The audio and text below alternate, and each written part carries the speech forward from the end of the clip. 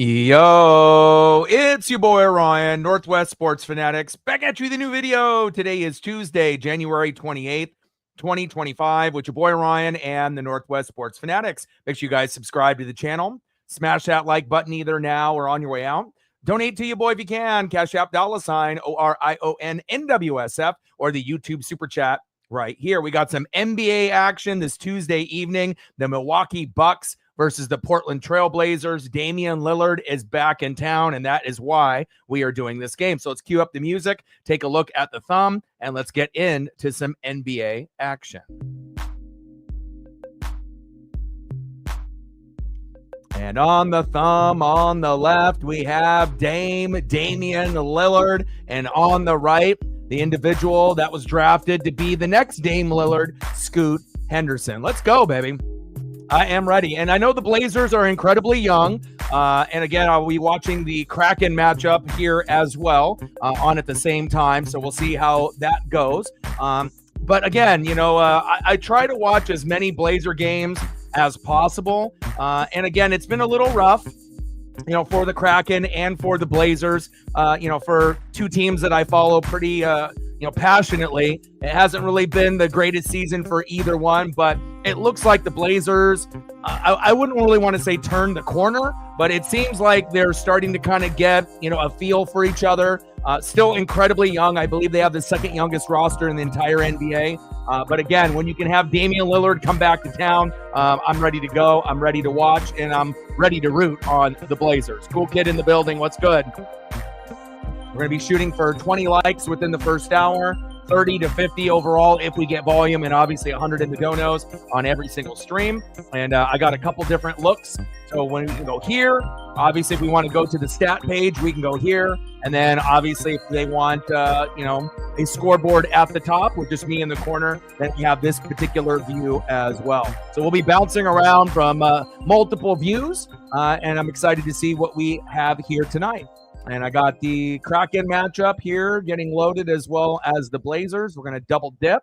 So let me get everything situated here. And we'll be keeping tabs on the Kraken and the Anaheim Ducks, as well as this matchup between the Bucks and the Blazers. Let's go. All right.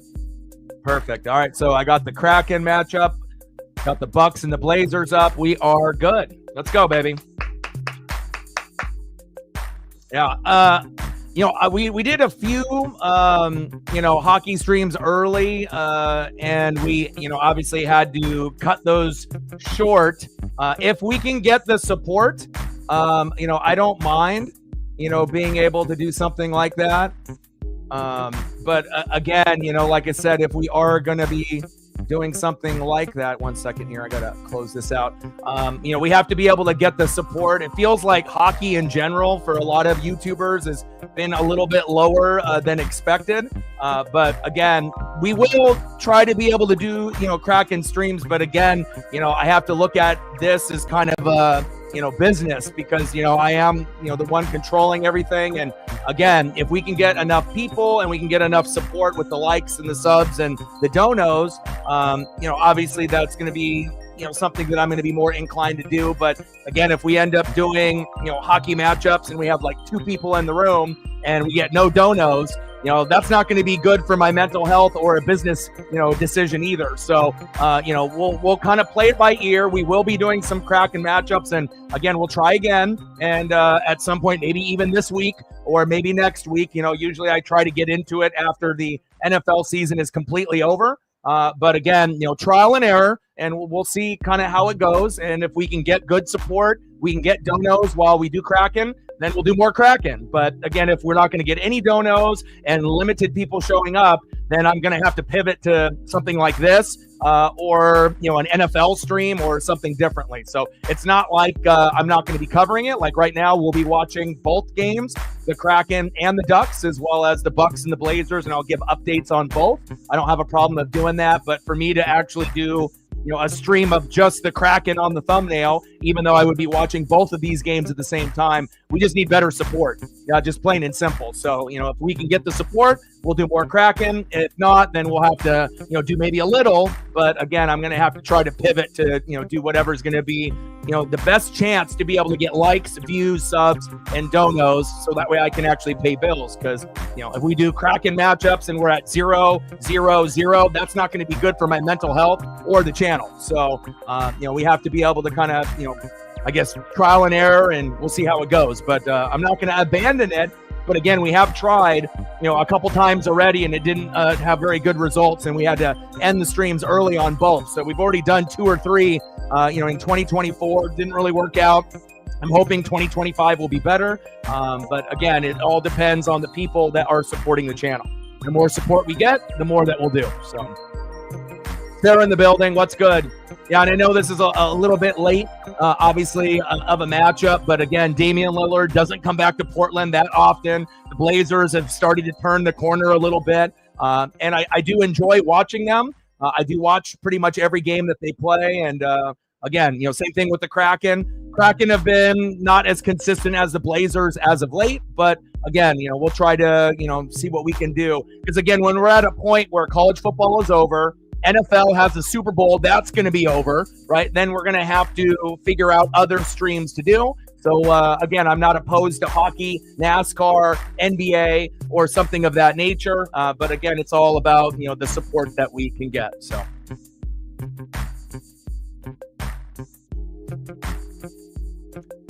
Oh, yeah, Stormbum. Absolutely. Absolutely. Got to hit you with the Mitchell and Ness. I got the rookie year Damian Lillard sewn jersey from Moda that me and my boy Jake got right in Damian's rookie year. So I'm definitely supporting here today, and hopefully it ends up being a pretty good matchup here. And again, I'm not going to be doing a lot of NBA or a lot of NHL, but again, we do have to come up with some filler streams to be able to make it work. So.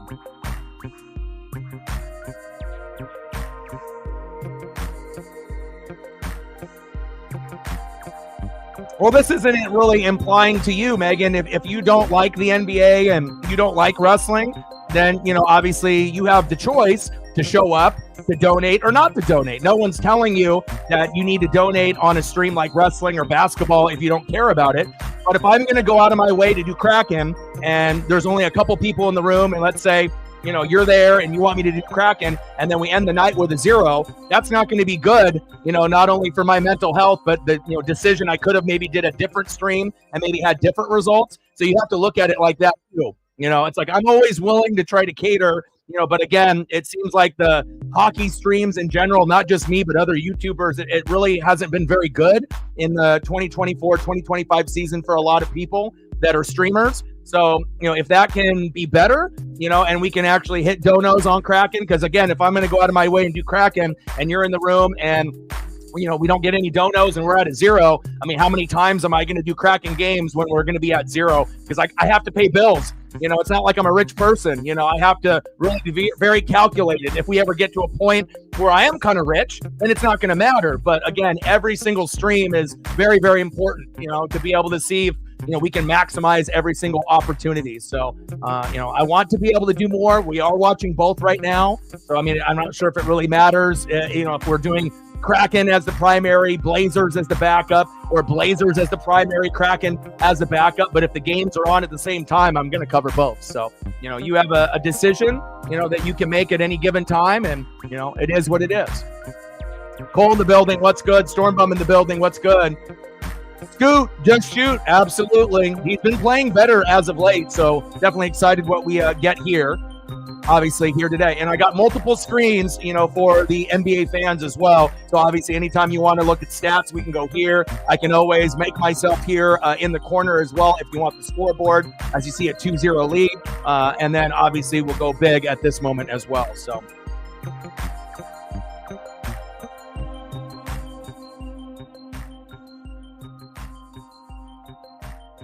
Stormbum with a 5. Appreciate that. Well, we did 2 Kraken streams previously, and we had 0 on both, and I ended them. So, again, so if you are willing to support when I do Kraken, then I'll go out of my way to do the Kraken, even if it only ends up being a couple of us in the room. I mean, that's really what it comes down to. When I'm doing NFL and I'm doing, college football, it's not really as much of a priority. But again, when we do filler streams, whether it be NBA, NHL, NASCAR, I got to be very calculated. But again, if, you're willing to support, then I'm going to do it. But again, if we start doing Kraken and I get no support, then, I'm going to have to do it a little bit less. So I think that's a fair thing to say.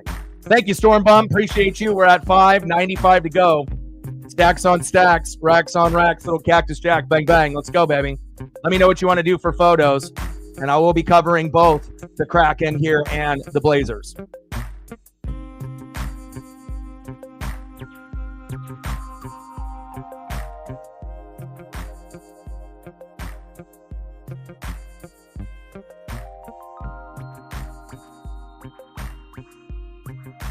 Yeah.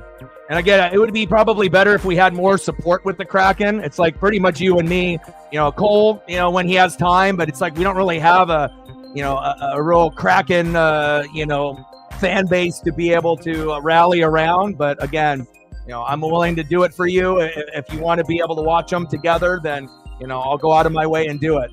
But as soon as we end up having, low turnout, or if we're at zeros, again, that's not good for my mental health. You got to understand I'm a business owner. I got to be able to make, smart decisions. Now, I'm not rich, so first jump shot is missed there by the Bucks. All right, Blazers. Kraken, Ducks, Bucks, alley-oop is good. 2-0 Bucks. All right, Robin Lopez from Giannis.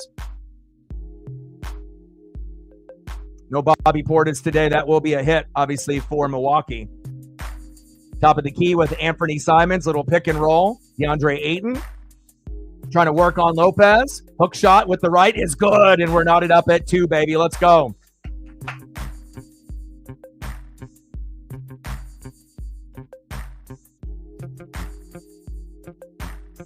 Like Thursday, we have a choice between doing the East-West Shrine game or doing the Kraken matchup. So, again, if that's something that you want and we're going to get the support, I can do Kraken on Thursday if that would make you happy. Baseline off the glass is good. Prince with that nice layup. Come on, Blazers. Let's go, baby. And hopefully the Kraken can win here today and Thursday, both winnable games against opponents. Alley-oop is good. Let's go. Ayton with the alley-oop. We're knotted up. Let's go, baby. And again, this is a pretty hot ticket. Dame for 3, in and out, no good. I got some people there at the game. And again, anytime Dame comes into town, it's definitely going to be a draw.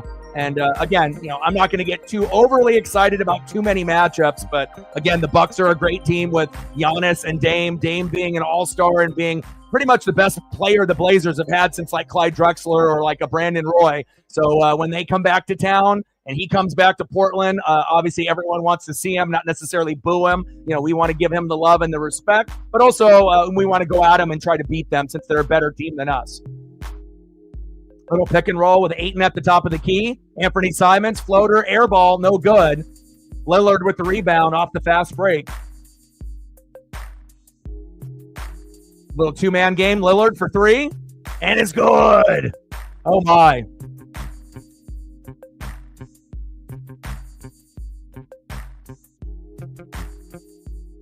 And we're still at 0-0 with the Ducks and the Kraken. Baseline, Anthony Simons. Two-man game. Advia for 3. Let's go, baby. Hell yeah. And he has been the sleeper player for the Blazers. I don't think anyone really thought Denny was going to be as good as he is, but he is a very well-rounded player. Excited about him and him being on the Blazers. Giannis, little two-man game. Backing down Jeremy Grant, reach in foul on Jeremy Grant.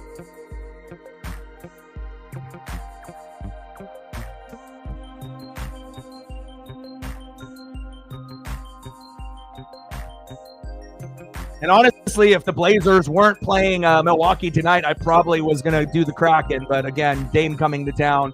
But on Thursday, it'll be East-West Shrine game or the Kraken. So we'll have an opportunity to do Kraken. Nice play by Giannis, and it's good with the flush and the dunk. 35, 18, and 7 last night by Giannis. And Anaheim already on the board, 1-0 up on the Kraken. Come on, Kraken. Can't be losing to the Ducks. Got to beat them. Losing to Edmonton is one thing, but we got to be able to beat Anaheim. We're at home. Come on, Seattle.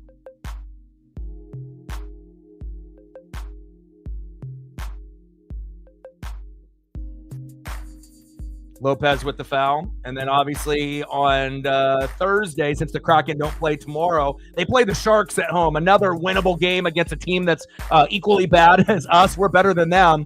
But again, when you're one of the top 5 teams in a sport, you feel good. But when you're one of the bottom 5, typically like the Kraken and the Blazers, being young and kind of inexperienced, it can be tough sometimes watching. But again, hopefully they can get on a win streak here and beat the Ducks, and they hopefully will be able to win Thursday as well. 1-0 Anaheim, and we got Milwaukee up here by 1 in the first. Giannis at the top of the key. Dame, pump fake, jab step, trying to work on Jeremy Grant, another jab step, and a big 3. Damian Lillard hot against the Blazers, his former team. 6 points, 2 for 3 from deep already. Denny off the dribble. Passes to Ayton. Ayton with a jumper, in and out, no good. Damian Lillard with the ball, up by 4. Lillard at the top of the key with Jeremy Grant. Face off between the Kraken and the Anaheim Ducks. Go up 1-0. Can't believe they gave up a goal already. Lillard passing out. Airball 3. Giannis with the rebound. God, he's so big out there. Damian swings it out. Deep 3 again by Lopez. No good. Denny with the rebound. Yeah, keep me updated on NXT. I saw that Sarah NXT's got a YouTube channel now. And then Denny goes down with a hard foul. Hopefully he's not concussed. And you saw the injury to McDonough after he hit his head in whiplash, broke some ribs, and punctured a lung. How the hell did he finish that match last night? I don't know how the hell he did that. Well, and I figured that information was going to come out this morning, that he was seriously injured, and he was. Can't believe he finished the match, but hopefully JD McDonough will be all right. Yeah, but keep me updated on NXT as well. Yeah. Everyone getting injured. It's like Damage Control is down to 1 member. It's like you got Io Sky and that's it. I got a little bit of a review right now. 12-10 Milwaukee. And again, I can end up, doing the stream like this. If people want to be able to see, obviously the scoreboard and the stats like that, or we can do it like this. I'll kind of let the people, decide, on what they want. Obviously, I normally wanted to be able to use like the basketball cards on the side, like I usually do with the hockey streams and the football streams. But I just, it didn't really look good with the cards that I had. So I figured we'll go here, and then we can always go to the stat page, or I can stream it like this, based on, what you guys want. So.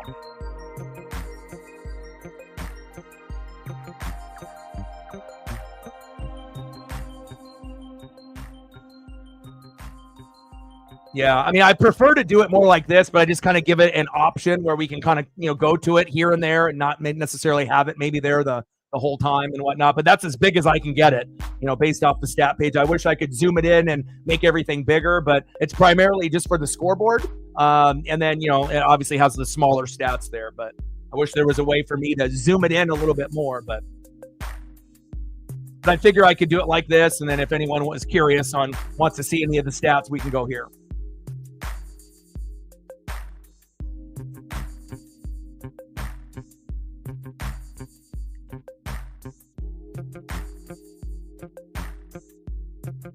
Free throw is good.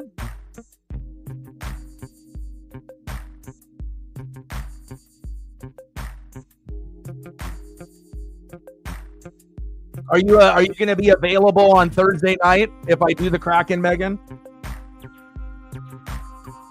Is that going to be a day that you are free to be able to hang out, or do you have other obligations on Thursday evening? Well, it'd be Thursday evening for me. It'd be a different time for you, but.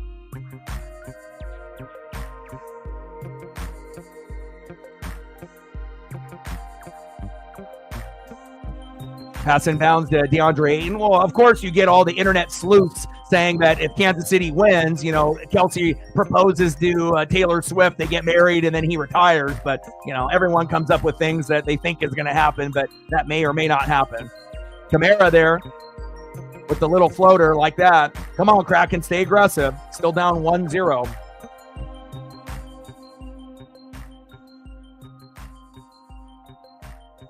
Okay, yeah, because it's on at 7:30 Pacific in the evening. So if that works for you, then I will do the Kraken for you on Thursday. And again, I can just watch the East-West Shrine game. That'll be on a little bit earlier, and then we can enjoy the Kraken together, and then hopefully we can get a win as far as today as well. So, but let me know, whether it is tomorrow or Thursday if things change. So that way I can pivot to that East-West Shrine game for college football. But if not, then we're going to do Kraken Thursday. Deep three is good. Oh, my. Jackson Jr. with the three.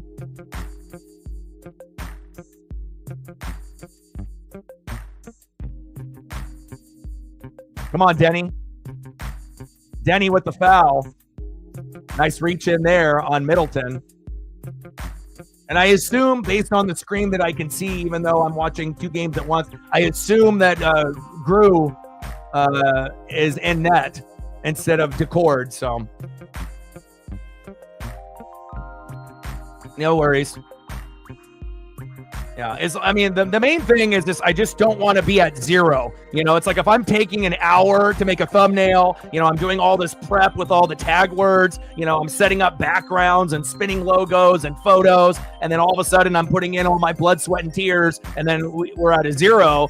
That's not good for my, mental health. Like we want to make sure we're at least at something. And I get it. I don't expect, to be at goal at 100 or more every single stream, but I also expect not to be at a zero, so as long as we can prevent zeros, then, I don't mind squeezing in more Kraken matchups. And if I'm being honest, I enjoy the Kraken and hockey more than the NBA besides the Blazers. So it's like, if it's anybody but the Blazers, I'm going Kraken and I'm going hockey. But obviously if the Blazers are on, it's the same kind of feel. Like I want to watch both. And right now we got both games on at the same time, which is kind of nice. So that way I can double dip and I can watch both, but we'll see how it goes. And the Kraken are on the board. Here we go. Yeah. And that's really what it comes down to. And then if we can get some more people, like if Cole can make it and we can get a few more Kraken people or just, people that represent the Pacific Northwest, maybe they don't love the Kraken, but, they are a Mariner fan or a Hawk fan or a Blazer fan, a Duck Beaver fan. And they're, that's the only really hockey team that we have here in the Pacific Northwest besides the Portland Winterhawks. But again, it's like I've never really been opposed to not doing something. But again, I just have to be able to kind of weigh my options out. So. We're tied up 1-1. I like that. But again, I don't need to go out of my way to do a bunch of Blazer streams. This is the first Blazer stream that we've done, for the NBA season. So it's not like I've been doing Blazer game, and saying screw the Kraken. Like this is like the first one since we've been doing so much football and whatnot. And then when we do the Kraken, that'll be the first one, obviously, for 2025. I need to go into the stats here real quick while we're at a little bit of a break to see what's going on. All right, so Tolvanen scored and Terry scored. So Tolvanen keeping his hot streak alive, 14th of the year. Montour with the assist, 16. Nice job, Brandon. And then Terry scored with Astroma and Veterano, 1-1, Kraken and Ducks. And this is and Grubauer is in net, not Decord. So Bjorky, Montour, Evans, Burakovsky, and Stevenson. Hopefully we can win. I mean, we got two more wins than them, but again, can't be losing to them. We have to find a way to get it done. And then obviously tomorrow, I haven't really decided what we're going to do. And then 7:30 Pacific, we can do the Sharks and the Kraken. So we'll do that on Thursday. And then what time is the East-West Shrine game, Sarah, on Thursday? Is that on earlier, like at 5 o'clock Pacific? I might just be able to enjoy that on my own. And then when we get into the action, we can go from there. But this is where we're at currently right now. And if anyone wants to just kind of take tabs on stat lines and whatnot. Jeremy Grant, floater is good. There we go, Jeremy.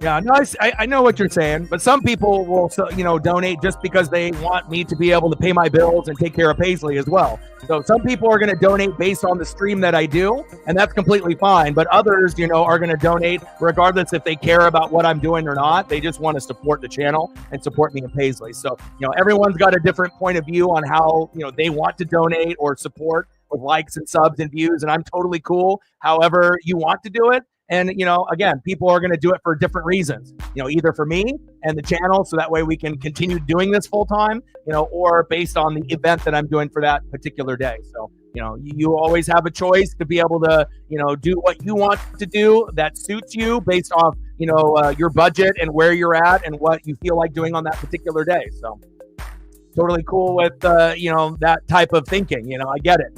Some people are going to do it based off the stream. Others will just do it anyways, just for whatever, just to support. So, and I appreciate both, options. Whatever can be done for likes, subs, views, and donos. I'm really very, very grateful.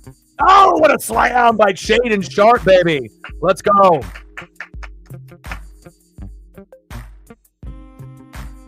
Yeah, well, I'm doing worse than you.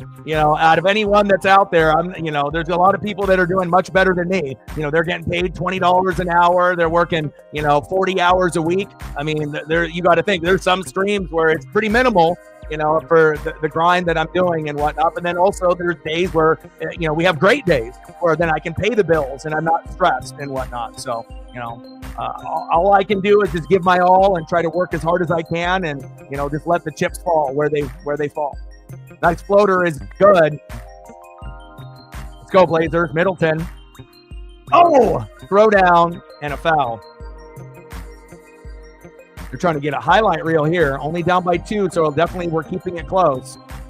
Let's go, Blazers. Shaden Sharp should be in the dunk contest. My goodness. We're at 5, 95 to go.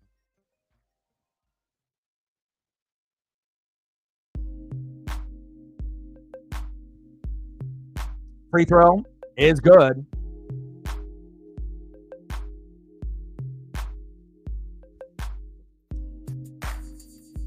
Kraken again. Let's go, baby. 2-1 Kraken. Hell yeah.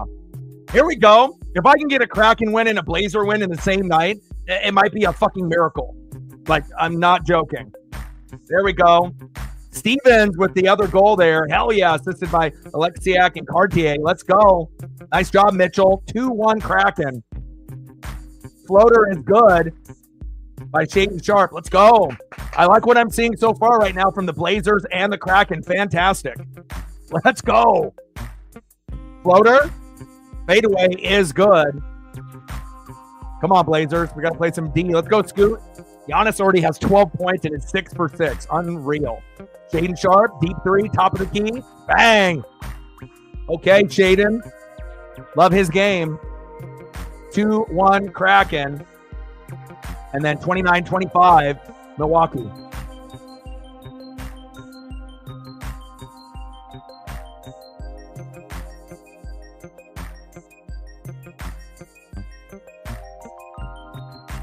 Unbelievable, right?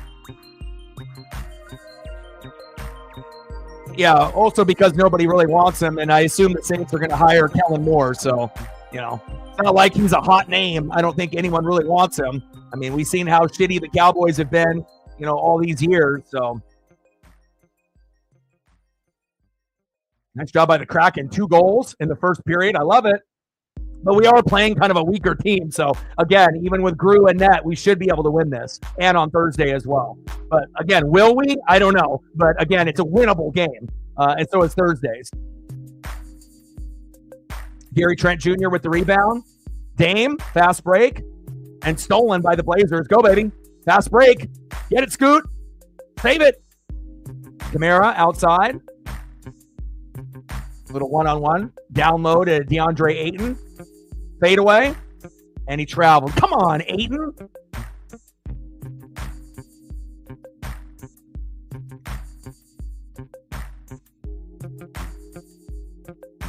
$5 Pacific for the East-West. Okay, so that works out good. So Thursday, then, I can watch the East-West Shrine game, and then right when it finishes, boom, Kraken will come on against the Sharks. So that will be perfect. So that's what we'll do on Thursday then. And then tomorrow, maybe we'll do something NFL related tomorrow. I don't really know. I'll have to look to see if there's anything worth doing. Kraken have a day off, and I don't think the Blazers are on tomorrow either. So maybe we'll do like an NFL stream at like 5 o'clock Pacific for like an hour or two, just to talk NFL and, kind of go over AFC, NFC championship game, Super Bowl, or any of the new coaching hires. But I assume Saints are going to hire Kellen Moore if I had to put money on it. So. Yeah, it's been pretty concerning, I think, already for us, But again, if we can't even beat like bottom feeders like that are lower than us, and we're not very good right now, where both Blazers and the Kraken are kind of both bottom 5 teams in their respective leagues overall, even though I feel that the teams are better than that. But again, both are young, both are a little inexperienced, and then obviously Kraken have a lot of new players and a new coach. So obviously that's going to take more time than the Blazers. The Blazers, I feel, have more established players, and they have good chemistry. They're just like the second youngest team in the NBA. So again, I think it's going to be harder for the Kraken to get to where we want them to go than the Blazers. But again, the NBA super competitive in the Western Conference, and in the NHL, the Western Conference super competitive. So, especially when you're dealing with Vegas and Dallas and all of those teams that usually whip our ass. So, but again, hopefully over time we can get some chemistry, and we have faith, and we can kind of put it together. So. Yeah, and I saw them talking about Dylan Gabriel, had the fastest miles per hour throw, even over some of the, OGs that had the record before. That doesn't really tell a full story. And I saw Tez, working on a couple of the corners on NFL Network and making some grabs, but he's really, really light. He's like 165. So if you're like 165 pounds, you got to put on, at least 20 pounds, 15, 20 pounds, because even if, you're under 200, you better, keep working at your diet and your weight, because, I get it. Speed kills. But again, I haven't really seen too many guys weighing 165 to 185 in the NFL that have been great and that have played for a long time. Even guys like DeAnthony Thomas, couldn't make it, really longer than the rookie deal. Same thing with LaMichael James. So, it's cool to have that speed in college, but in the NFL, you're going to be dealing with guys much bigger, much stronger, much faster. So I wish the best for Tez, but I don't really know. I would assume 3rd or 4th round pick for him. So, but obviously in these drills in the Senior Bowl, he's been kicking ass and taking names, which is cool. Same thing with Dylan Gabriel. All right, 2-1 Kraken with about a minute to go in the first period against the Anaheim Ducks. So far, so good. I like what I'm seeing. And it's always nice when Grew isn't giving up 3-4 goals in the first period. When that happens, you already know the game is over. So, and I would assume we'll have Decord on Thursday night, and that will give us probably a better chance. But if Grew can hang on to like this kind of pace and give up a goal a period or less, then we're in business. We can win this. Yeah, I saw there was a couple alternates and whatnot. Leonard Williams got in, JSN got in. But again, it's like, you get a lot of people that, are declining, so they have to make room and add more people to the group. But any accolade that you can get from your players, regardless if you're an alternate or not, it's still a cool thing. All the ladies in the crowd rocking the Kraken jerseys there, looking good. No. So the combine is getting you ready, for those drills, so they can see like, your 40 yard dash and how high you jump. And then they use that combine information, to give to the coaches and the scouts, and then they end up deciding after that, okay, we're getting ready to draft, and we've seen the tape, we've seen all of the film, now we've seen some of these like skills that they can do, and then they go that. Now when you end up having East-West Shrine Bowl and Senior Bowl is just for all the seniors to play one last bowl game together, and they're just all random players that are seniors, so that way they can show out one more time, so that way when the NFL GMs and the coaches want one more, game film, they can look at these seniors, and then, a lot of them end up improving their draft stock if they play well. Now, if you play bad in the Senior Bowl, that doesn't mean you're not going to get drafted, but obviously the better you do, the higher you'll go probably in the draft, for some of those seniors, especially if you kill it and get like MVP and, you play awesome. Floater, no good. Still 2-1 Kraken. Both matchups are just about to wrap up into the first quarter here.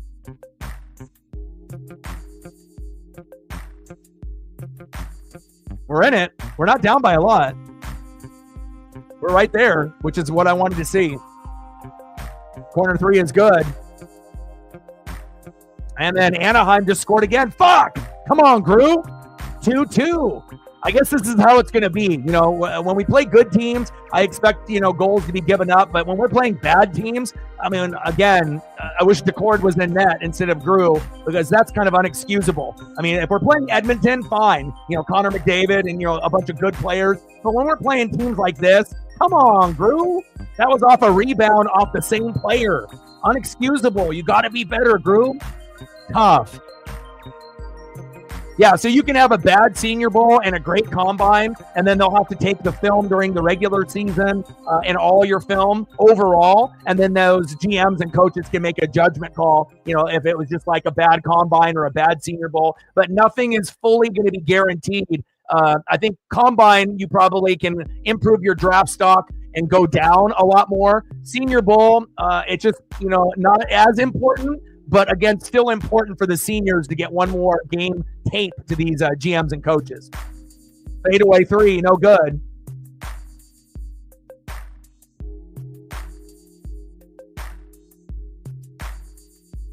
Yeah, if you have a bad combine, you can still be drafted, but again, you can slip in the draft and go from like a first round potential player. Bad combine, you might go down to like third round. So I think there's more of a, but then also too, you could have like a, maybe a second round grade coming in, then you end up running the 40 and like 4.3, and then all of a sudden you're a first round pick. So I feel that you can kind of, go up and improve, if you do well.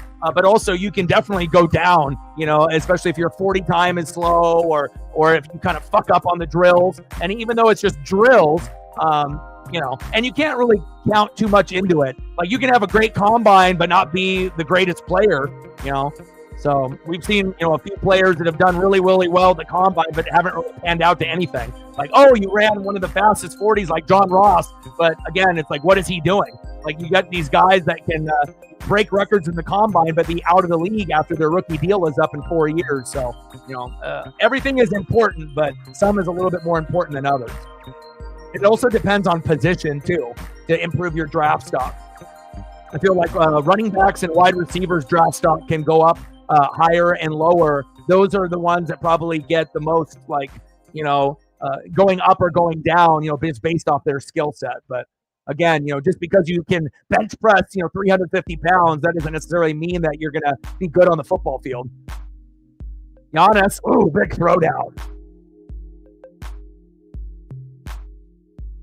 Kool-Aid says, or Cool Kid says, do I like cologne? Yeah, I don't really wear it anymore like I did when I was younger, but, the Tommy cologne, the Polo cologne, Aqua di Gio, there's a few that I really liked from back in the day, but I don't really wear any anymore. I don't have any cologne to wear for. I don't have anyone to wear it for. I don't need to impress any, ladies. I don't really go out. Like, really, I just hang out with you guys, grind every day, read, watch film, catch up on some shows, spend time with Paisley, and then, I'm right back here with you guys. So there we go. 3-2 Kraken. I don't know if I've seen the Kraken score this many goals in the first period, but again, both of these teams are not very good. So I guess it's just going to be a goal fest here today. Schwartz Stevens, Tolvanen. And I like it when the Kraken end up scoring goals. A lot of times it ends up being a different person each time. And then every once in a while, we'll have a hat trick where a guy gets 3, or we'll get someone that gets 2. But pretty well-rounded. We just need more consistency. 3-2 Kraken. Hell yeah. End of the first quarter here as well. 36-31. We're only down by 5. Look at Giannis. Just balling out of control.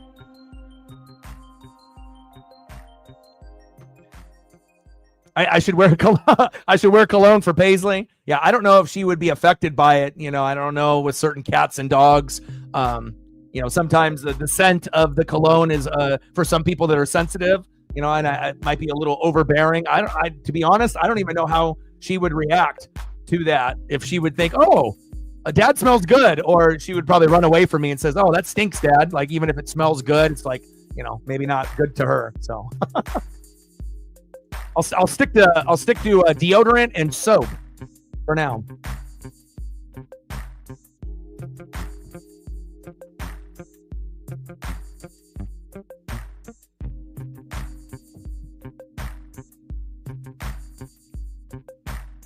And I don't know if Stormbum is still in the building or if he took off. But again, if he ends up coming back or if he is in the room, let me know what you want to do for a photo. I can always get him some Astros photos because I know he's a big Astros fan. So let me throw something up for him, even if he's not here, just to do it because of the support.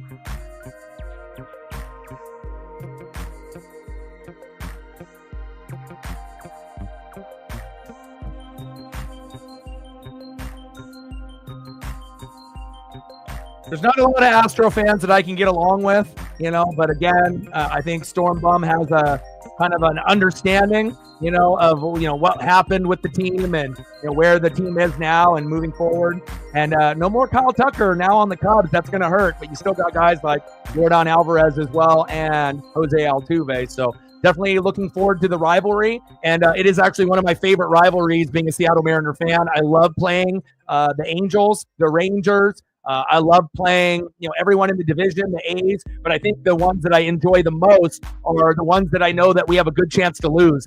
Yankees, Astros, as well as Rangers, typically when they're good, pretty much anybody that's a good team. And then obviously when we play the big boys like the Dodgers, or Braves on the other side, you already know you have a chance to lose. But as far as rivalry, I definitely, Astros is the number one rival, and we'll see what we end up getting this year. Appreciate you, Stormbum. Yeah, there's been a lot of movement with the players already, like good players too, because Tucker was one of my favorite players on the Astros. Very, very solid player. But again, they lost Cody Bellinger, so they had to bring somebody in, and usually that's how it works. Certain guys will stay, others will go, and then you got to fill the holes with the best players that you can if you have money and you're willing to spend. Scoop with a jumper is good. Still 3-2 Kraken. Might be the longest first period in Seattle history with 5 goals in the first, 3 by the Kraken, but I'll take it. It's a lot better than being down 5-0 or 3-0. Dame, Lillard in and out, and good. Nice jumper there by Dame. Floater by Anthony Simons is good. There we go. Stay close. Starting to pull away now. We're down by 9. Let's go, baby.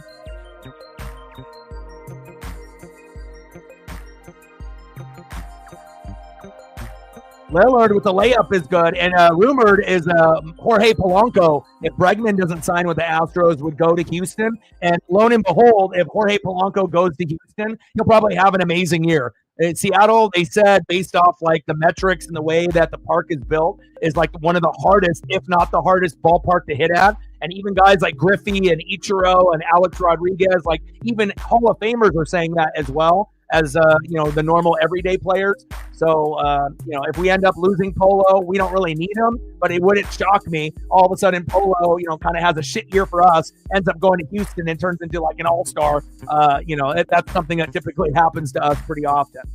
Floater and a timeout. 44-35 Bucks. Come on, baby. 3-2 Kraken. Let's go. Yeah, Damian Lillard.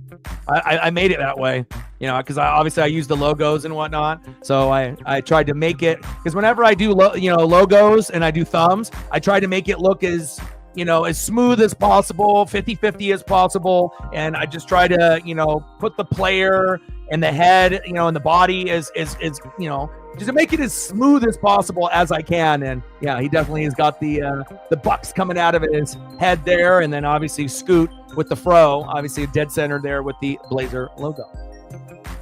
Dame Dalla.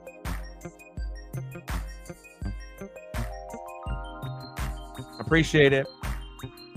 I'm just really happy that we're able to watch this particular matchup.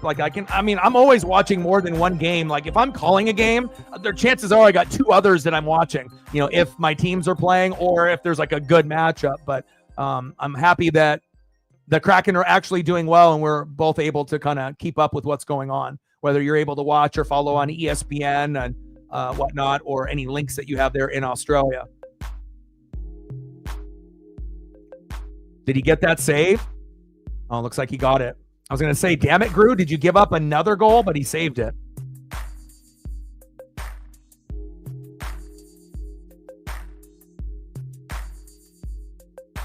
Oh, okay, I got you.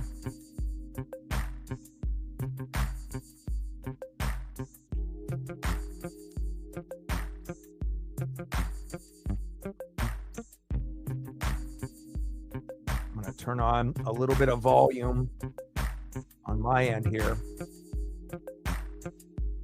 I want to get volume. I need to perfectly balance the volume with the background music that you guys can hear slightly, and then to be able to have the announcers in the background of the basketball and the hockey, but I can still understand what's going on without them really talking over each other. A fine-tuned skill. Yeah, and then obviously if you have Amazon Prime, if you have a membership to that, then they have Kraken games on there too.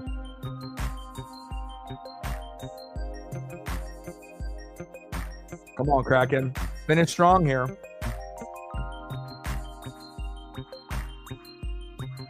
Makes you wonder if we ended up having Decord in that, if the score would be 3-0 right now.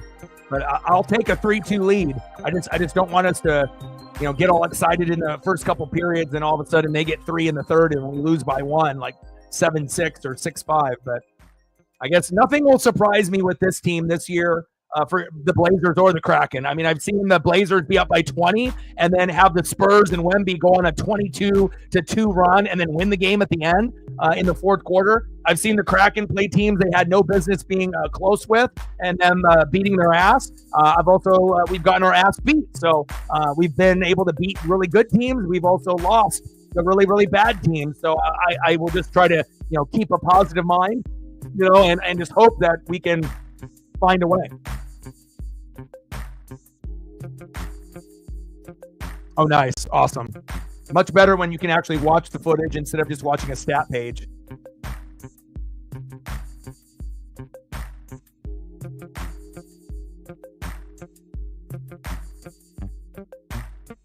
All right, baby. Let's go, baby. Blazers right now, only down by 7. We're working. Dame, pick and roll.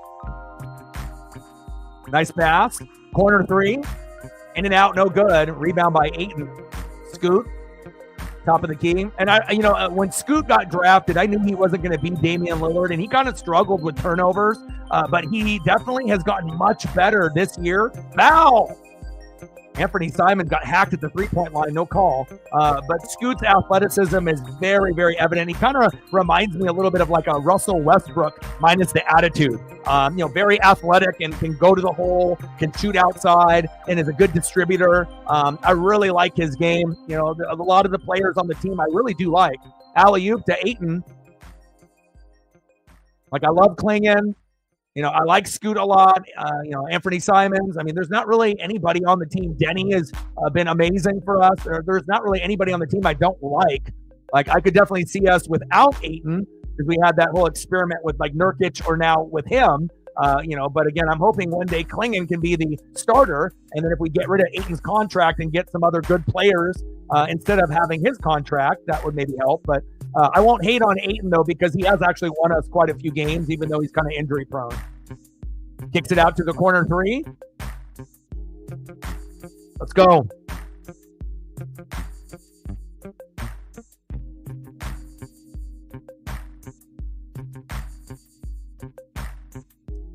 Update me on what the Four Nations face-off is. I mean, I'm up to speed with many things. Update me and educate me what that entails and what time and day that is and what that is. Still about a minute left here in the first period. 3-2 Kraken against the Anaheim Ducks. Blazers trying to be able to stay close. Only down by 7, 47-40. Get that tip in. Come on, Ayton. There you go. Nice job by DeAndre Ayton there, hustling. First intermission, 3-2. Yeah, Blazers and Seahawks owned by the same people still, yeah.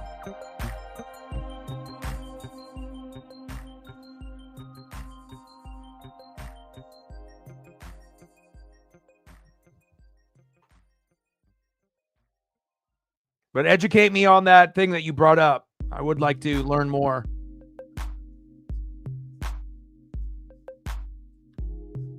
All right, we need 8 more likes to, we need 6 more likes to get to 20. We're already at 14, and it's only been one period. So, again, that's where we're at. I'm not sure if you can see that on your end, Sarah, but if you can keep up with that, we only need 6 more to get to 20, and then we're at 5:95 to go on the Dono train.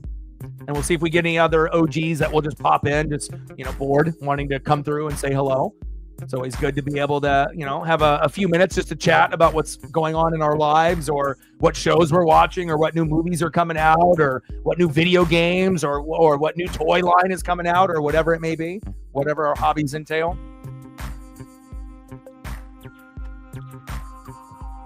You want to send that to me like on Instagram instead? Because I'm not sure. I don't think it's going to allow me to open it up here on the channel. But it doesn't, but if you can send that to me to like Instagram, on like just like a DM there, and then I can open it up from there. Best players from Canada, US, Sweden, Finland playing a round robin tournament, and Montreal and Boston. Oh, okay. And then how long is that?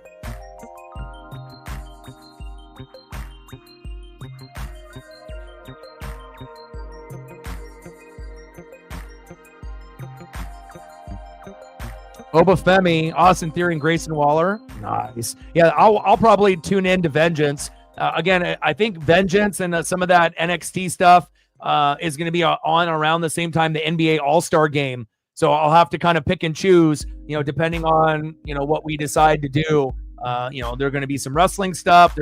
And again, even though the NBA isn't going to be something that we probably will be doing a lot, here, but you never know. I'm always willing to give everything a fair shot, whatever it's NASCAR. I mean, you got to think, I love NASCAR, and I had to walk away from it, just because it's like, it's one thing if I love it, but then if I'm going to be grinding away on that, I have to make it make sense. So, there's going to be things that I really, really enjoy that I might have to step away from, things that I, enjoy like a normal amount.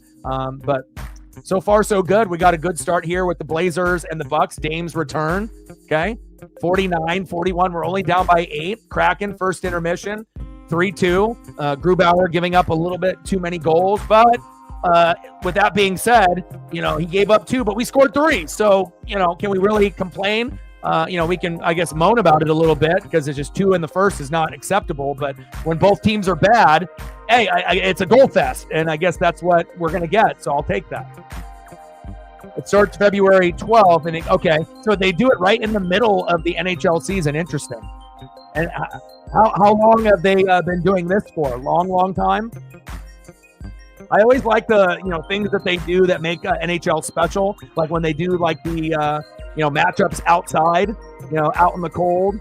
And just like out in the open arenas, that's very, very cool to me. Like, it doesn't even matter who's playing. I want to tune in and watch to see, how it's all set up. And obviously just watching hockey outside is just a really cool thing, even on TV. Floater, alley-oop. And good. Damn it. Come on, Blazers. Since 2016, said the kid. Nice. And I know Ovechkin is getting closer to breaking Wayne Gretzky's goal record. So obviously I'm still keeping tabs, with the NHL and the NBA, even if we may not be streaming it on the channel every day. Doesn't mean I'm not paying attention. Off the glass, no good by Ayton. Come on, Denny.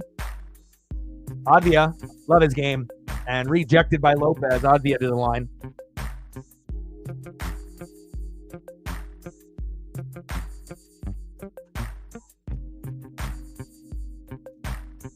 Piper Shaw with the interview.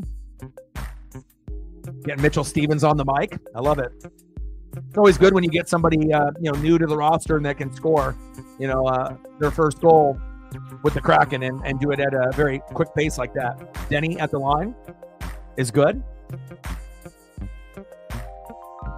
53-44 Bucks.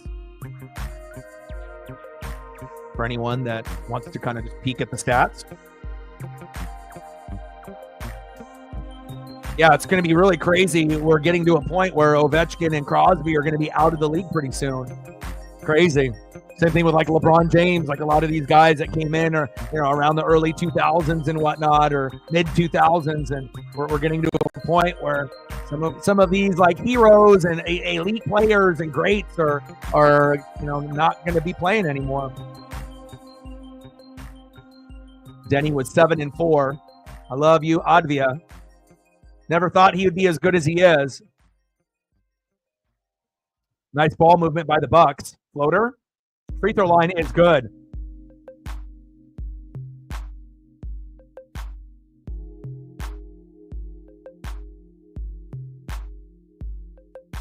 Advia at the top of the key. And when you see like European players, they have a different type of feel to them. Not really as selfish as scorers. I mean, I guess it really depends on who the player that we're talking about, but, very well-rounded with dribbling and passing and rebounding. They're very well-rounded overall as athletes, and they can do a little bit of everything. Pass, rebound, block. Advia goes to the bench, and hopefully we get him back in there before it gets too late. 53-45, now 53-46, Bucks. Hack is involved with Team Canada. Nice. Off the glass is good. All right, thanks.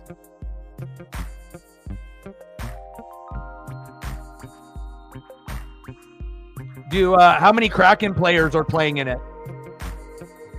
You said Kakko is playing for the Finland team.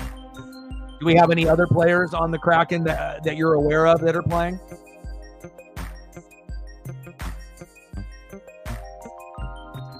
Dame? Layup, no good. He was wide open right there, too. 18 for Giannis in the first half. 9 for 9 with 5 rebounds. Ridiculous. He's 9 for 9. 18 points, 5 boards. And still 5 minutes left in the second quarter. Ayton at the top of the key. Jeremy Grant, backdoor. Goes up and fouled. Cool. Well, I'll definitely be rooting for him, and we'll see how Finland does. Who usually wins out of all the teams? Like, is there one team that's got like a win streak going that they've won like multiple years in a row? Like Team Canada is like the best and they win like every year, or?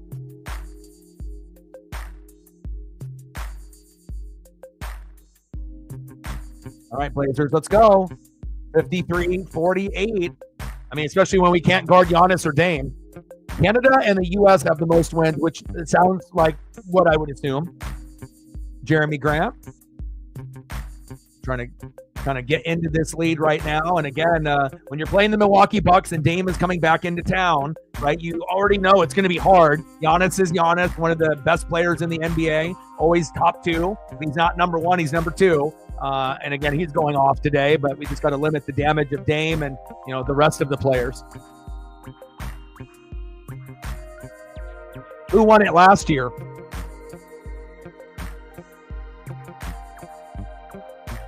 Floater is good. Yeah, it's always good to show that, it's more than just us, being in a room. Some people won't understand it. Like if they're not on YouTube, or on like social media, like, it's like it's in a community in itself. Like, people that are on YouTube are, similar to each other because a lot of us are doing similar things, but there's people out there that don't even go on YouTube like at all. They don't know what the community is about, for like different channels and whatnot. And, as sometimes, when you spend a lot of time with people and you can build those bonds and friendships, you can have a stronger bond with, someone, obviously as part of a channel like this than people that you can even see face to face on a daily basis. So, I feel it's not necessarily the length of time, it's the connection that you have with the people, whether it's only been for 6 months to a year or someone that you've known for 5 or 10, but it's all about, sharing equal interests and being able to support each other in a tough world that we live in now, and that's why I like being able to help people. It's probably my favorite thing to do, being able to make the show not just about me, but to make it about you, and to be able to show your guys' favorite things, favorite teams. Nice layup. Let's go.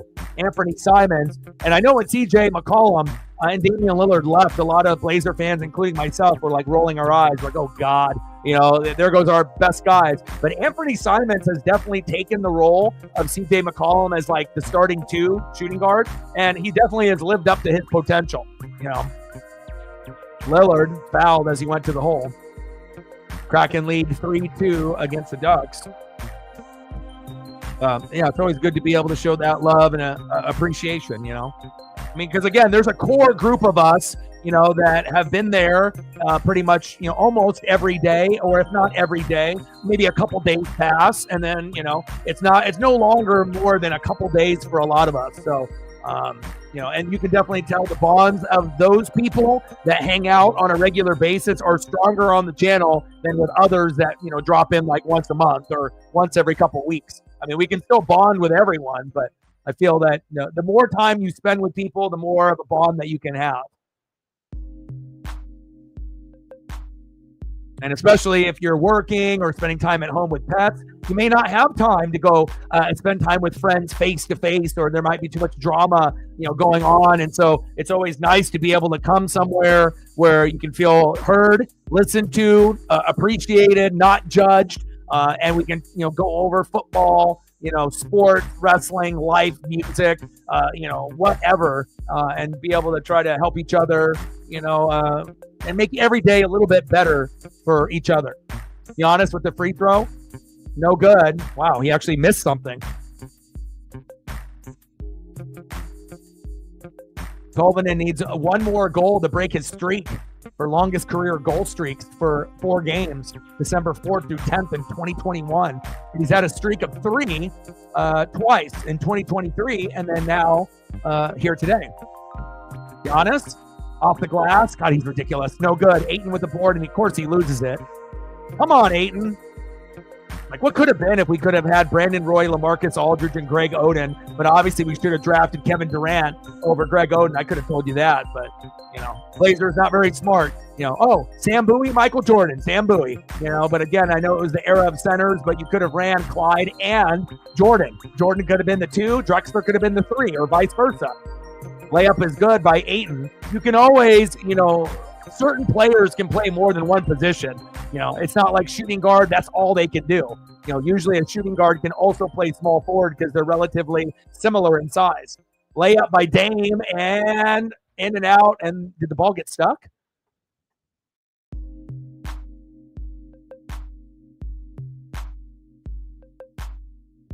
We're catching up. We're only down by 1 now. 55-54, baby. Let's go. Oh, appreciate that.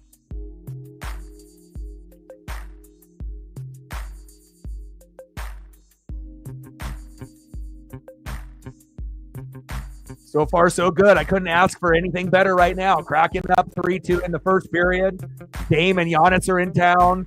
Obviously, and if the Blazers lose, so be it. But this is one game in the season, 150% effort. Like, we're going to give it our fucking all like it's a playoff game. And that's what I appreciate. And normally the Blazers are going to, play with some, pride. But obviously defense is a big thing. Like, we don't really have a lot of tough physical guys besides Klingon, and he's our rookie, and he comes off the bench. So once we get more physical, tough guys, I think that the Blazers will be better, but you can't just be soft shooters out there. You have to have some guys that are, tough and have some muscle and will talk some shit back up to your players if someone does something dirty to them. An enforcer, just like in hockey, you need those guys to win sometimes. Simons, floater, in and out, and good. There we go, baby.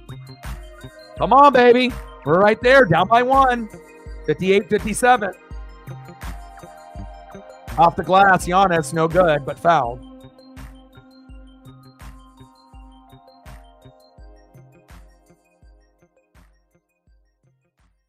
Sportsnet, Team Canada.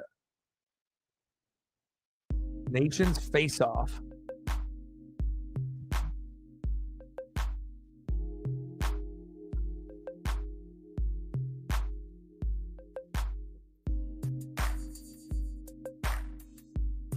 Trying to look to see what's on tomorrow. Nothing for Kraken in hockey. 0 for 4 for Giannis. Good. The Blazers tomorrow.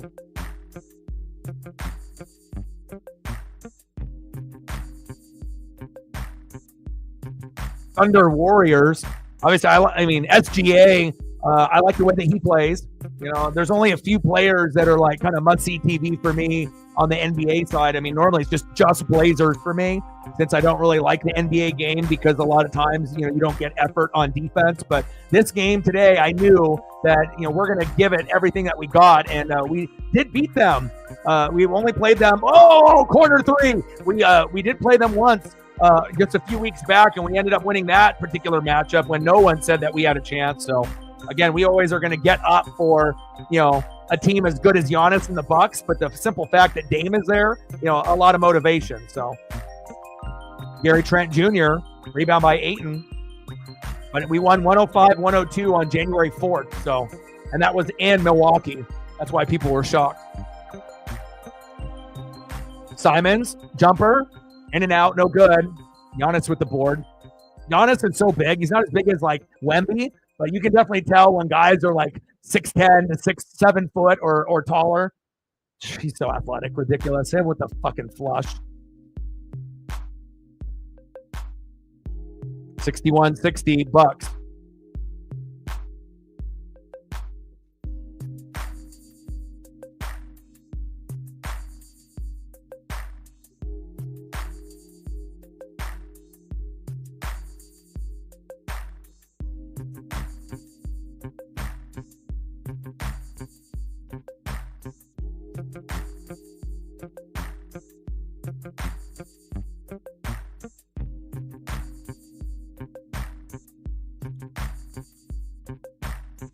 Oh, no worries.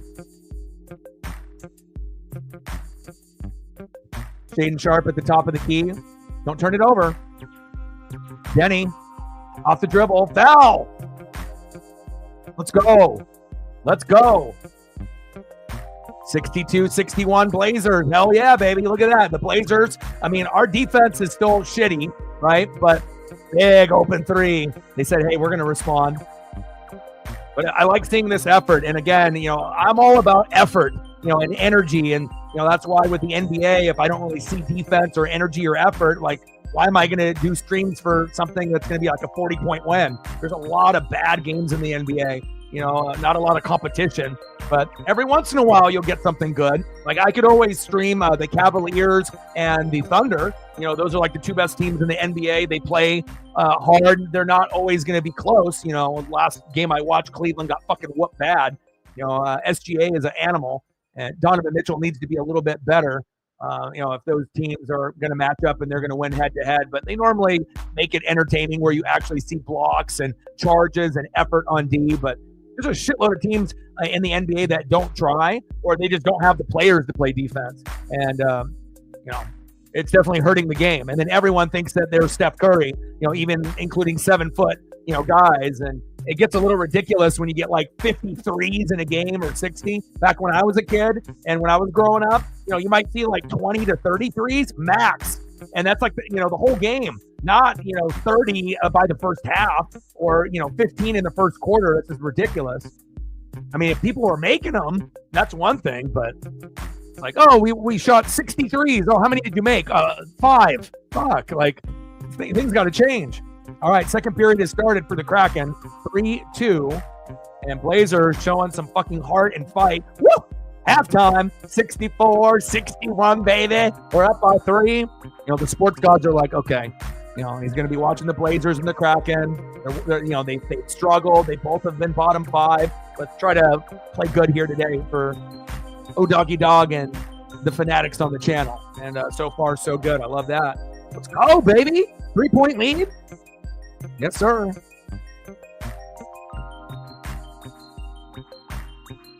All right, I'm going to turn on the volume now.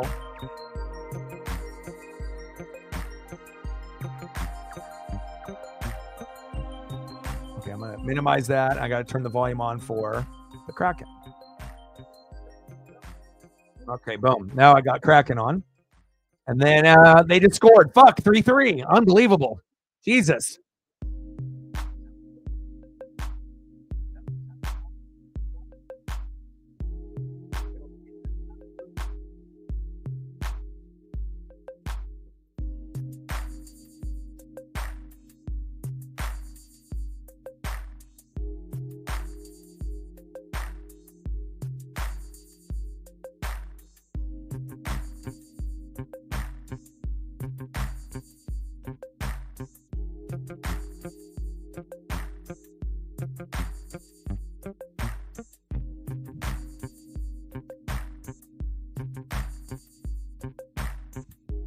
Kako, come on, Kraken.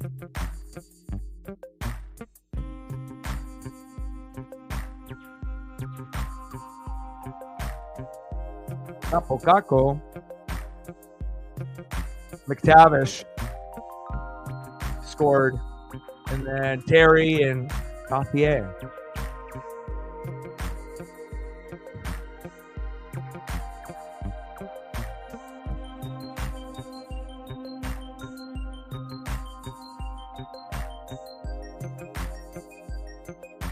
Three. Come on, Kraken.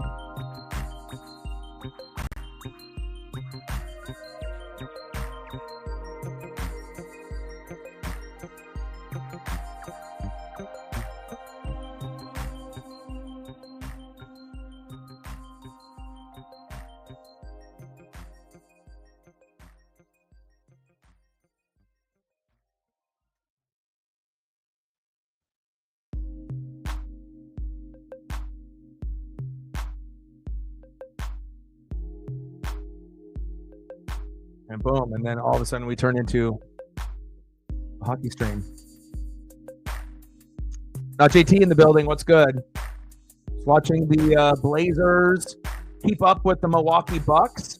Nice little 3-point lead here at halftime, 64-61. Giannis is going off, doing the Kraken and watching them as well. Tied up 3-3 against the Anaheim Ducks. How are you doing?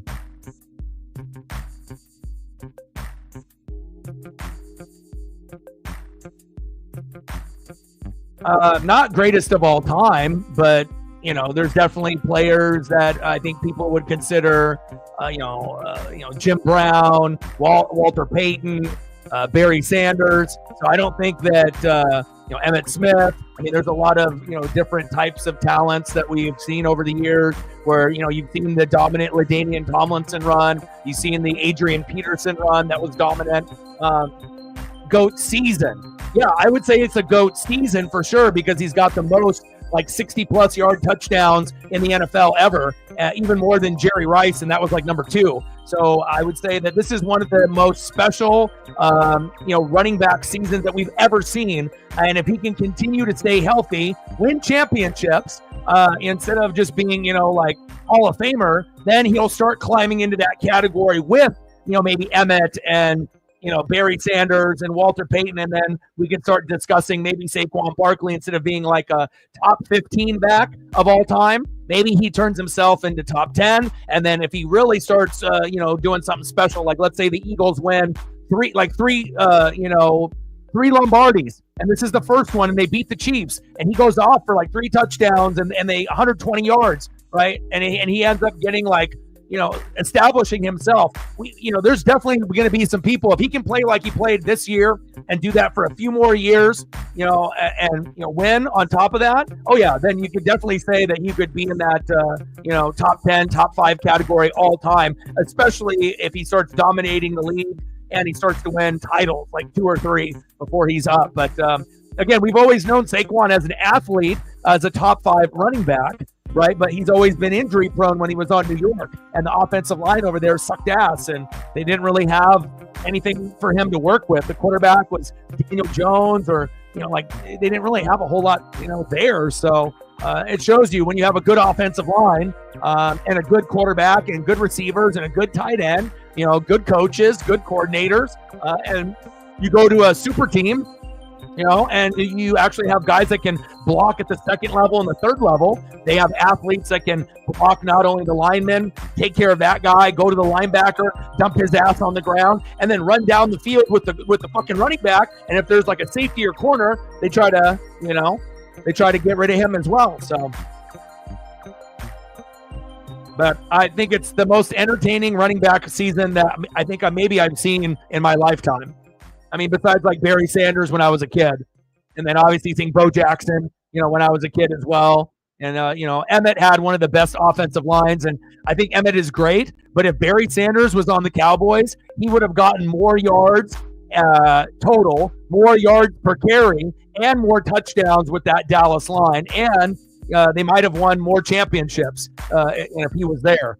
Not to take anything away from Emmitt Smith, still one of the greatest, but I still feel that Barry's better, Walter Payton is better, Jim Brown is better. I mean, there's a lot of names that we can go, based off the past record, list. Players we watch play and people that we've only seen on the internet or YouTube or read books about, or were in our parents' or grandparents' generation.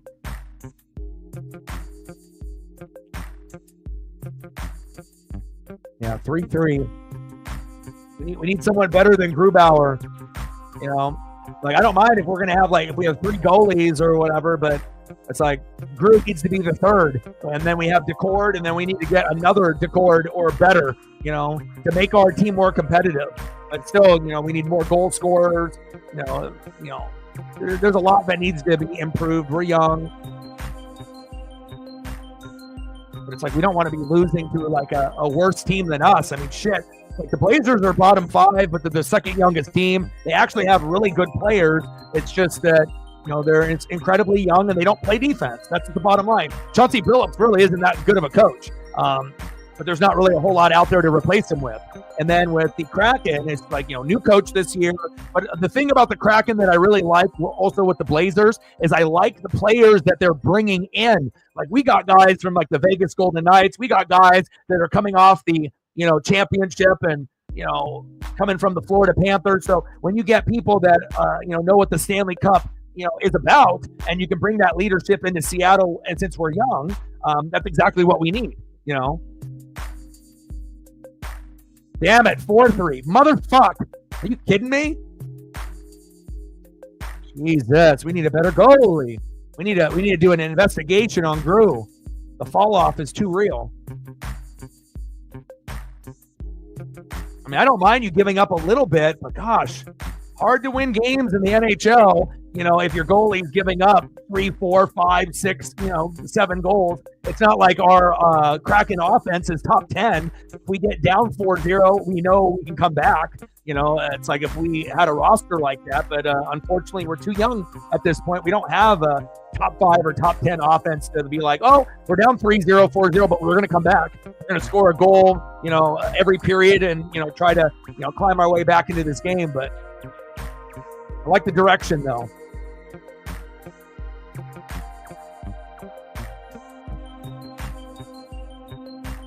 Shit, should have kept Dregs and got rid of Gru instead. Should have swapped those, Because I mean, like I said, our job is to be able to evaluate players and to be able. I mean, it's cool when players are on the team, but when they do poorly, you can only deal with that for so long until you're like, well, we need to make a change. because if you just stay loyal to this person, we're going to keep losing. So at some point, and also it's good for the player sometimes too, to a change of scenery can get you out of funk and out of a depression mode, and then maybe you can find yourself. But again, if you're just not as good as some of the others that are out there, Seattle is hungry, and again, we need good players. Jesus Christ, Guru almost gave up another one.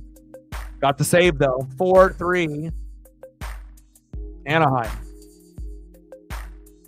And it's okay to say that. It's like any player that we have, it doesn't matter if it's the Seahawks or the Kraken or the Blazers or the Trojans or the Ducks. It's like we can support. But again, you have to get to a point where there has to be like a line drawn as a fan. And it's like, I'll root for this guy to do good somewhere else. But sometimes it's just enough is enough. You need to go do that somewhere else. We need someone better. Otherwise, if we stay loyal, to a fault, even if we really like the personality, the family, the guy, the teammate, at the end of the day, if you're not playing well, what are you going to do? I mean, it's just not going to work out for you, the team, the fans. You don't want to start getting booed. It's like we need something better.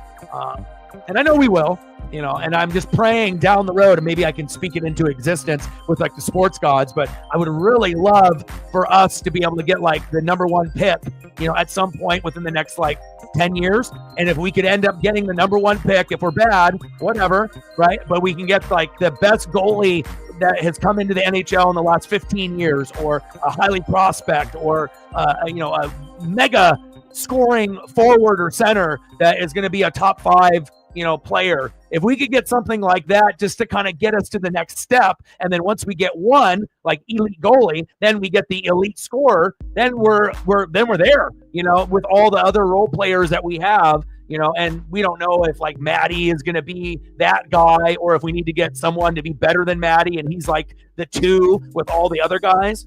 But I feel like once we get the superstar scorer, top 5 player, and everyone in the NHL and sports knows that, oh, he's on the Kraken, he's good. And then we get a top 10 goalie, obviously getting like the best goalie would be ideal. If we could find that phenom, the LeBron James of goalies, or the Sidney Crosbys of scoring, or Ovechkins of scoring and defense, and just, getting that next generational player. Who's to say that, because again, if we're already not very good, right? Let's take advantage of this not being very good, but we have to be able to hopefully line it up with that phenom that's like probably playing right now on a fucking pond somewhere in Canada, right? He's sitting there fucking 4 years old and scoring goals on his brothers that are fucking 15. Like, I need to be able to get the phenom, but I'm telling you, goalie and then superstar scorer, then the enforcer and the forwards and the other centers and the backup goalies, everything will fall into place. But I feel like, head coach, super important. We'll see how this works out with his tenure. Superstar scorer, center forward, and superstar goalie. Once we figure out the combination of 3 things, that will be the difference between us being, bottom 5, and then maybe people will be like, ooh, Seattle is top 10 overall. And if we're really lucky, someone will say, oh, you guys are top 5 in the NHL. Now that will be a dream come true, going from bottom 5 to top 5 in the sport, and that's what we need to shoot for. But our goaltending makes us lose 90% of the games just because we don't have enough scoring with our players. But with the new players like Montour, Kakko, Stevenson, it's like we're almost creating a super team out of like free agency. So I like the direction where we're going. We're not getting shitty players from other teams. We're actually getting good, players from these other teams. They're not scrubs. They're good. So now we just got to figure out these other pieces.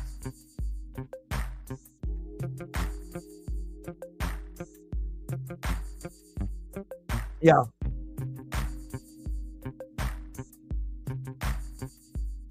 I think all of us know what it's going to take, because you can just compare the team compared to the teams that are better than us. Like, what do they have?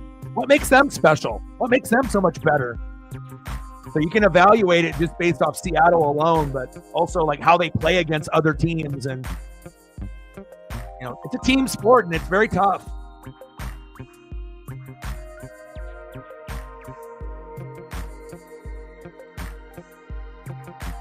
We're still halftime, 64-61.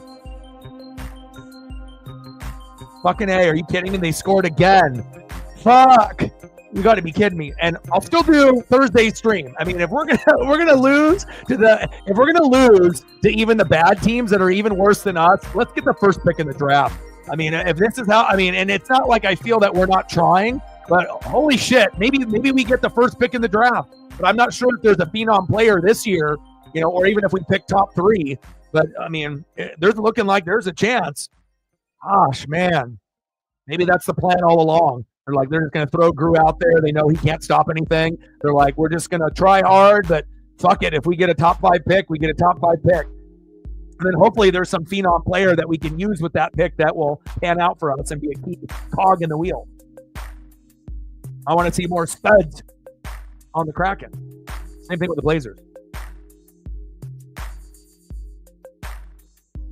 I just wish the Kraken were around from when I was like a kid, so I could have been following them for years and years and years. But it's also kind of cool to be a little bit older and then to be able to see this thing kind of grow in front of you like a child or a puppy or a kitten, you know, where you're seeing it from the, you know, early birth stages of the franchise, and just seeing it kind of evolve right in front of you. So that's kind of cool. I mean, I don't have any other team that I can say that this experience is like, and I kind of like it. You know, it makes their team special and unique and different compared to every other team I follow. But 5-3 Grew, Jesus Christ. I mean, Joey Decord blindfolded would probably be able to not have as many. Jeez, 5?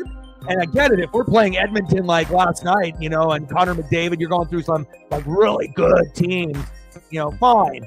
We're losing 5-3, fine. But not to this team. But at least like the players that we have now compared to last year, if this was last year's team, we might be down 5-1 right now, or like 5-0. So based on Kakko and Stevenson and Montour and calling guys up, bringing other guys over, I mean, I like the direction. We're getting better, but goaltending is a problem. Come on, Maddie.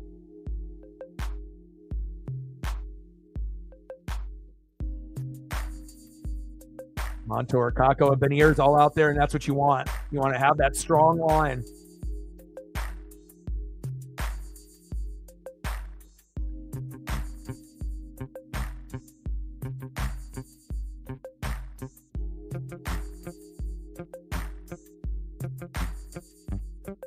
All right, start of the third quarter.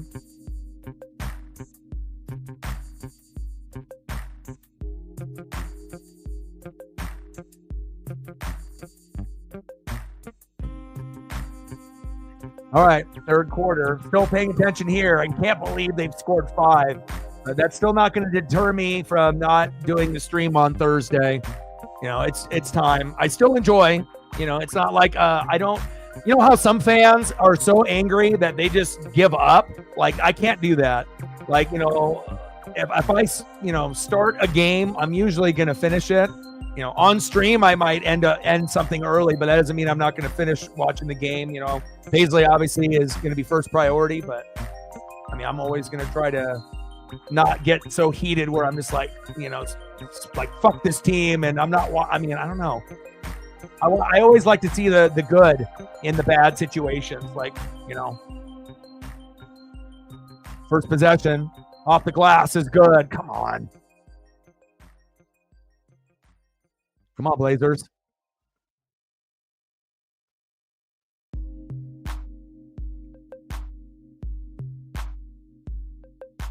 Also, too, when a team sucks and then they get good, it makes you feel a hell of a lot better, you know, than if you were like a bandwagon fan and, you know, you're just a fan of a team that's always good. Like, to actually be a fan of a team that sucks and then they get good, like, it means so much more. The wins mean more. The feelings are more. It's an enjoyable thing, you know, if you can just write it out. You know, Pacific Northwest fans were like that too. It takes us a while to get good, but when our teams are good, we're really fucking good. Like, we can win a championship good. even if people don't believe in the teams in Oregon or Washington, sometimes in California. But if it's Dodgers, everyone's afraid of them now. So they got the powerhouse there on the West Coast as far as baseball's concerned. Yeah. Because, I mean, no matter how bad it gets, you know, it's like it sucks seeing your team fuck up and make wrong choices or trade away, you know, players or, you know, certain people turn into busts and whatnot. It kind of stinks. But, you know, eventually you get to a mindset as you get older and always know no matter how bad a day was, there's always tomorrow. You know, it had a bad day. Tomorrow can be better. You know, subs, views, and donos were a little bit lower. Hey, opportunity tomorrow. So it's like if you always have that ability to be like, you know, things are bad, you're angry, you're upset, but there's always tomorrow. There's always another day to try to be better than you were the previous, or the team plays better than they did the previous game, you know.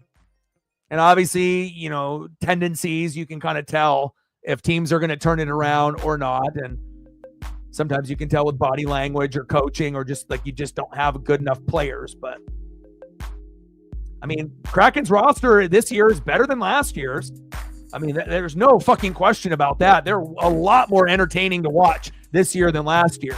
It's not like it was pulling teeth for Kraken fans last year. Kraken fans are always on board. But, you know, if you're like an occasional Kraken fan, I could see, you know, some frustration where some average Kraken fan may not be watching games right now anymore, you know, maybe waiting it out. But yeah, no, but the Ballard stuff is real because I keep it 100 with you, with your teams and players. It's never, or start a fight or argue or be mean. Like if you say something as a fan to another rival fan, they'll just be rude about it, even when they don't need to. You know, it's like Eagle fans to the Commander fans. It's like you have to watch out for your life there if you go to the stadium rocking the other gear. You know, it's like it's not like you're going to be treated nice and whatnot, but. Yeah, I think everyone knows. Yeah, he needs to go. You know, there's just certain people that, you know, need to be fired and that are not a good fit, not good culture, not good decision maker, not good evaluator, not good vibes or aura. You know, it's like Liam Cohen. You know, awesome offensive coordinator for the Bucks, but then his little cringy Duval, and then the little, like, you know.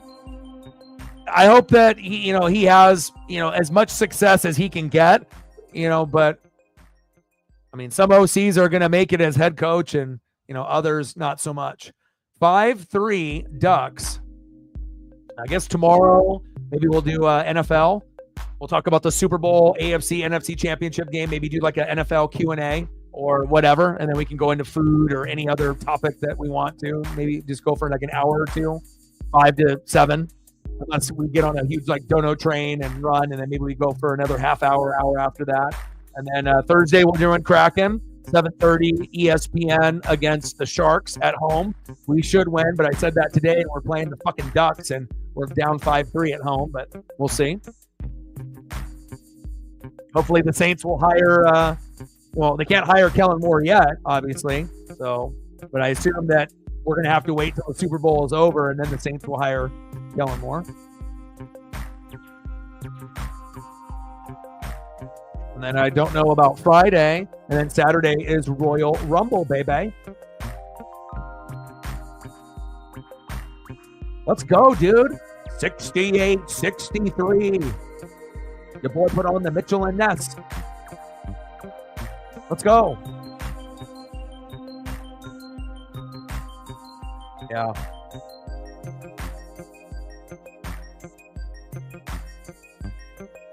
Yeah, I think for me, like, I don't even really need to talk smack, you know, like maybe when I was younger, you know, and whatnot. But I think now, just based on all the reading, research, and film studying, you know, I just like to drop the fact bombs, you know, of all the hard work that's put in, and, you know, let's let the predictions and the ESP and the ESP and, you know, kind of speak for itself.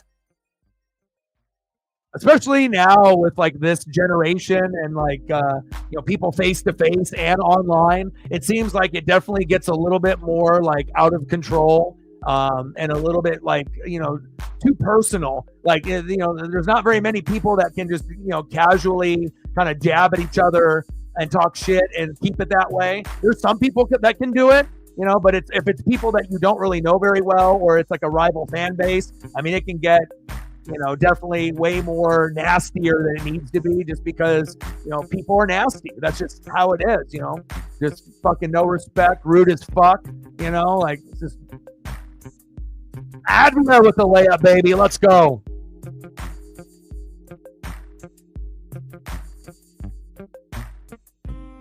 Oh, reverse layup and a shit ass call on Ayton. Are you fucking shitting me? Chauncey Billups is like, get the fuck out of here, Ayton. I can't believe this. We're up by 5, so that's good.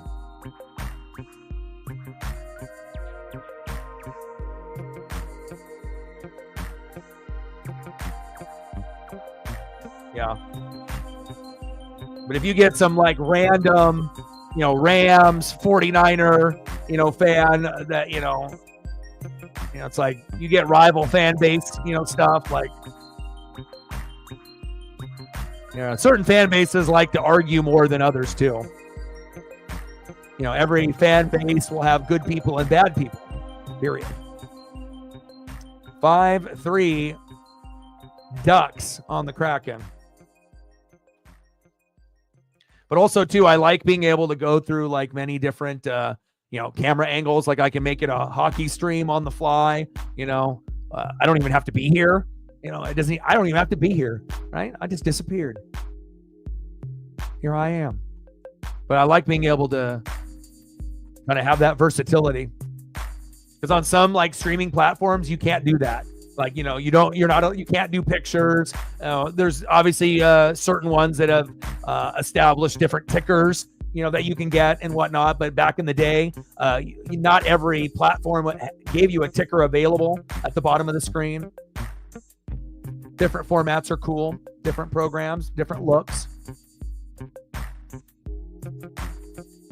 But I like being able to have options. Like on any given moment, like, I want to be able to have like a shitload of different camera angles. I want to be able to pivot in any way and just have all that freedom to be able to express myself and express you guys. Oh, we got to fight.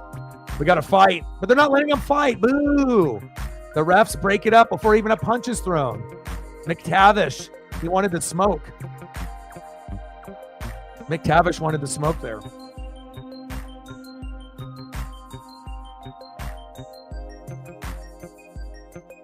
Yeah. I feel it all depends too. It's like, if you feel that you can mentally handle someone, taking it to like a very inappropriate, extreme level, with the shit talk and whatnot. So, because no matter like how strong you are as a person, there's always something that could be said to anyone, even if you're super like mentally strong. That could still be too much to like not say anything or to have a reaction.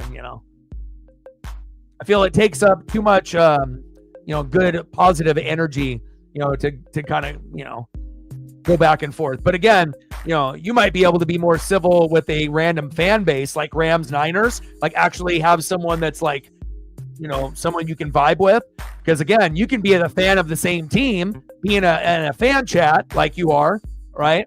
And then be over there and then, get along with some people, but then also some people are like brain dead, like I can't even talk with you. You're not even like you're just trying to argue and everyone is free to their own opinion, but sometimes people just want to be able to stir the pot and argue. Even if they feel the same way as you, they'll say like the opposite thing. Other people will, obviously certainly disagree. Not everyone is going to agree, with everyone, but then, it really just depends on the person if they've done the work and if, how correct are they? How often are they? Every fan base is different. But I imagine there's some Hawk people that you've come across in that room that have been blocked or, that you're not really wanting to engage with.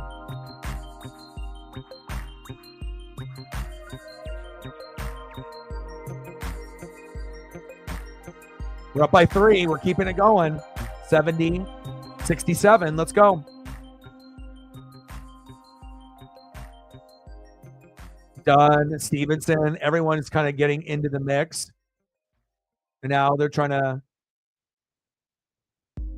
McTavish is trying to like rub our players' faces into the ice. Is that what I'm seeing? Now he's like trying to give us like a Three Stooges like headlock. They're all trying to beat us up. We can't have that happen.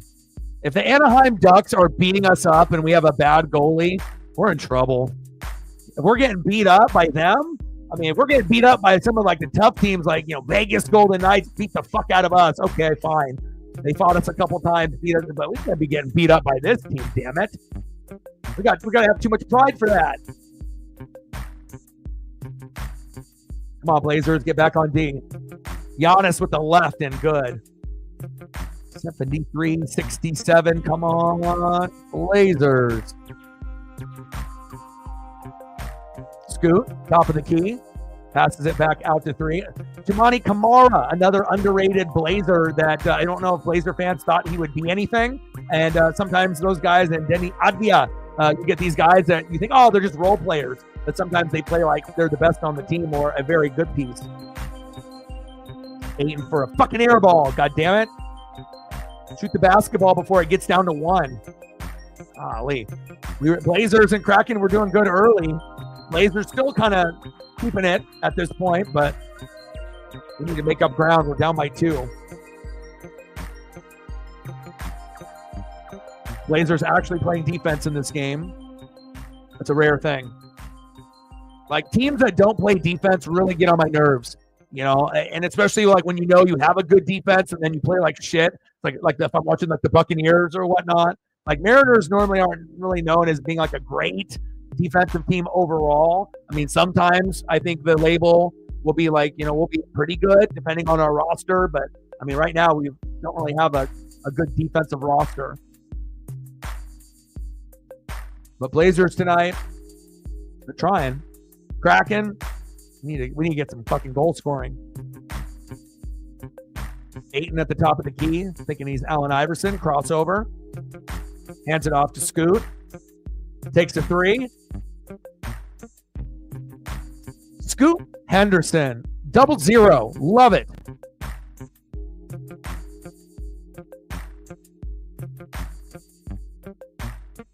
Oh, big block by DeAndre Ayton. To get that out of here. That was a nice Dikembe Mutombo block. 74-69. Blazers. Let's go. Kraken 5-3. You're down. Let's go. Ayton rejecting Giannis all the way back to Milwaukee. Hopefully that'll be clinging one day. Scoot off the fast break. Pushes it. Foul. Big foul from behind. Jesus Christ. Help him. Might be a flagrant. That was personal. Hacked the shit out of him on that fast break.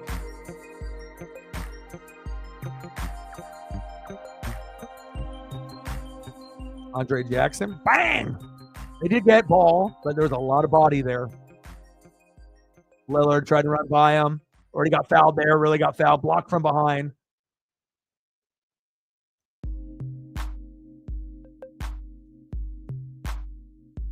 Let's go, baby. Let's go, Scoot. 76-71. Blazers. 5-3. Anaheim. Come on, Kraken. Scoot with the missed free throw. Come on, baby. Like, sub, donate, comment, share. Help your boy out.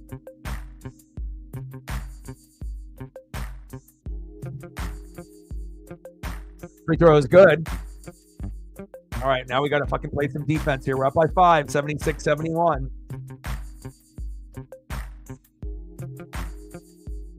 Giannis at the top of the key. Giannis definitely reminds me of a throwback player that I could have watched when I was a kid. He definitely fits, his game fits the mold of like a Charles Barkley, Karl Malone, you know, type of player. Hakeem Olajuwon, David Robinson, Patrick Ewing. I mean, he would have fit in perfectly. There's not too many players that would fit in that era. In and out and no good. Fuck.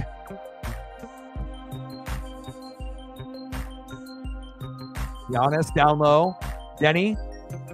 And he goes up. No foul called. Pretty much dunked that. It's like, how do you stop Giannis? And the answer is you fucking don't. Damn it. But we're doing good. We haven't really lost the lead in a minute now. Rip City, 79-73. Advia. We said offensive foul. Get the fuck out of here.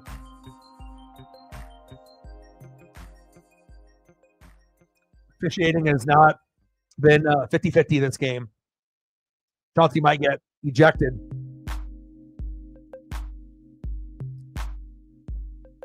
Tatum. Wow, beautiful layup there by the Bucks. But we're pulling away. 82-73, baby. Scoot at the top of the key. Oh, baby. That was very Terry Porter, Clyde Drexler, Damian Lillard-like. I love it. Scoot with 10, 4 for 4. Let's go, Scoot. Giannis, offensive foul. I like that, baby. Let's go, baby.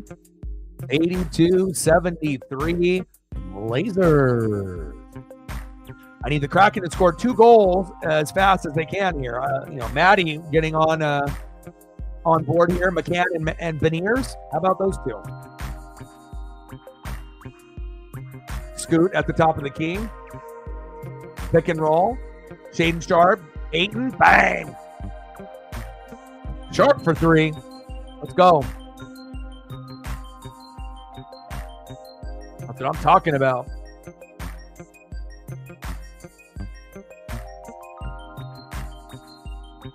$82-73.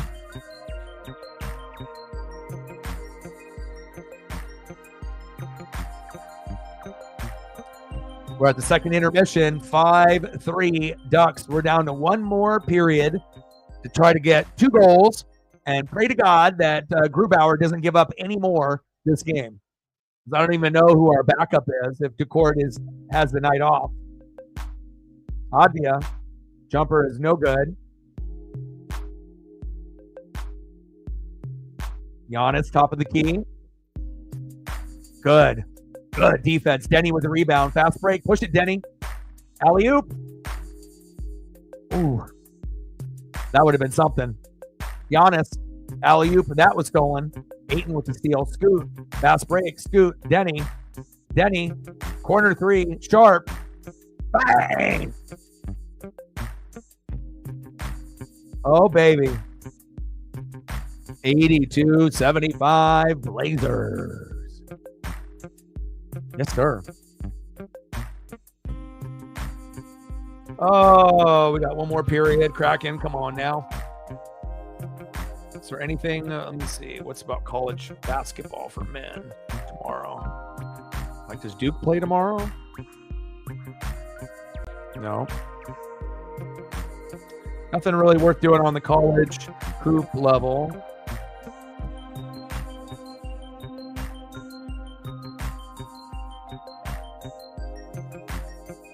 Thunder Warriors was the only NBA one worth doing. That's on at 7. And then let's look at the NHL.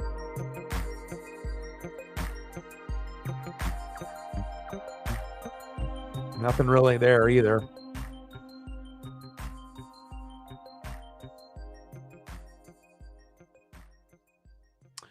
We'll figure it out. Maybe NFL and like Royal Rumble, food, whatever. We'll see. I just wish the Saints would fucking hire Kellen Moore, but they got to wait till the Super Bowl's over. Damian Lillard coming back to Portland, and I found that beautiful Portland background. Portland isn't all like, nasty. I mean, Seattle is nicer than Portland, 100%. But there are parts of Portland that are still nice. You get the vibes. All right, baby. 82-77 Milwaukee trying to make a comeback here.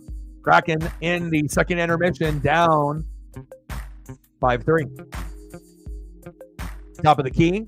Back to Giannis. I mean, at one point he started off the game 9 for 9. I mean, he's been missing some free throws, but the stat line is just ridiculous here. They give him the N1. 85-80 Blazers. Hang on, Blazers. Go, baby. Come on, Scoot.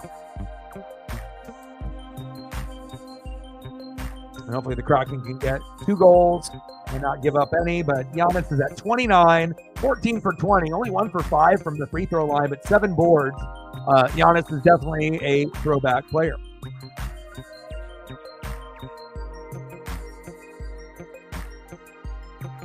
And front rim on the free throw. You'd think Giannis would be a better free throw shooter.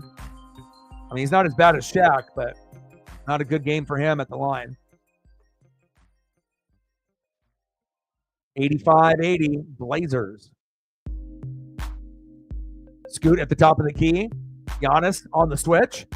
Crossover. Backs down. Underneath. Kind of got fouled there, but again, it is Giannis. You're not going to get that call this young into your career. Now Scoot with the mismatch and a reach in foul. It's okay, Scoot. It's Giannis.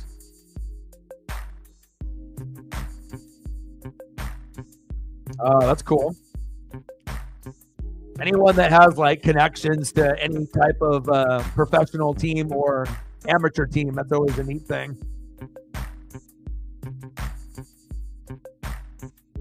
Alley-oop to Giannis. Golly, that's unfair. That's unfair. You see someone throw an alley-oop from like the three-point line, and it's just like 2-on-2 with like a center and then a power forward, and then they just throw it up there, and then you just know your guy's gonna come down with it. It's like throwing it to like Megatron. You already know, even if it's triple coverage, he's still gonna get it. Big three right there for the Blazers. Nice answer.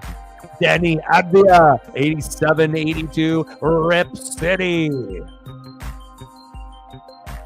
Oh, we got Jessica Campbell on the mic. Let's go. Love her. Cool female coach, respected, smart, can actually draw up stuff and make the players better, and I assume the Kraken players are not going to be inappropriate. They're going to keep that respectful, and I think it's going to help us win. Shaden Sharp, jumper, in and out. But you can definitely tell, the people that are smart, intelligent, they got a good head on their shoulders, just based off the cadence and what they say, how they say it. Reach and foul. Dame goes down to the floor. Well, they're trying to work the refs. 90-82, Rip City. Jessica Campbell. I like it when I see women coaches of color, whether it's black, Mexican, Asian, doesn't matter. Any type of European, for Megan, Australian. I just like being able to see some diversity, and seeing people that normally wouldn't have a shot get a shot.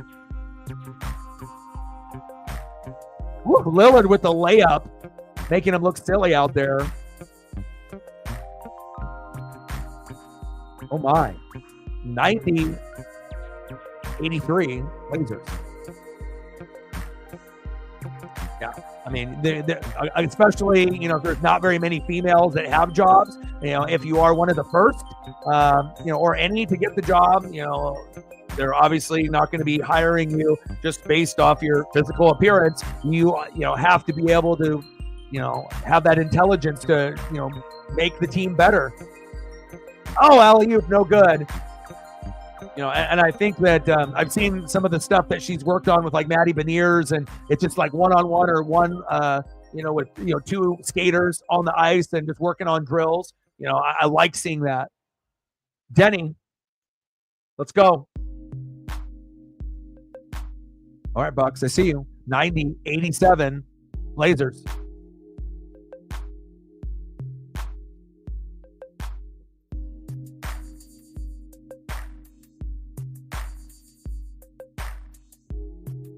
Advia, love it.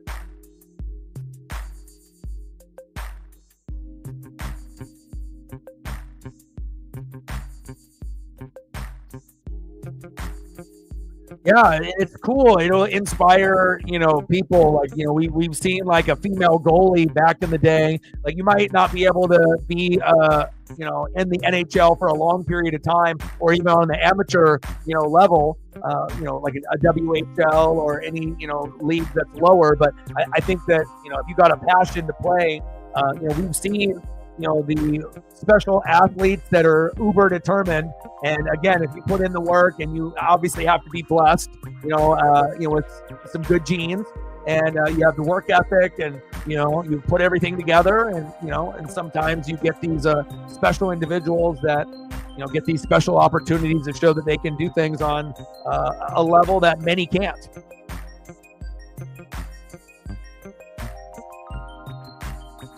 $93.88 Rip City. Let's go Kraken.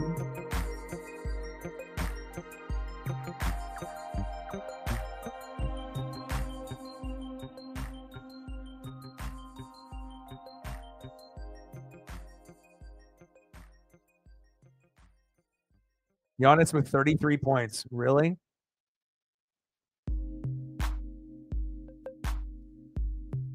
Rejected.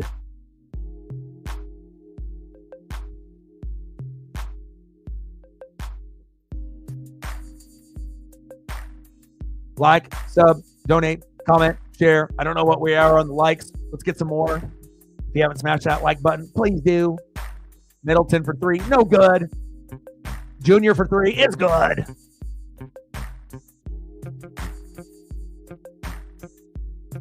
Come on, baby.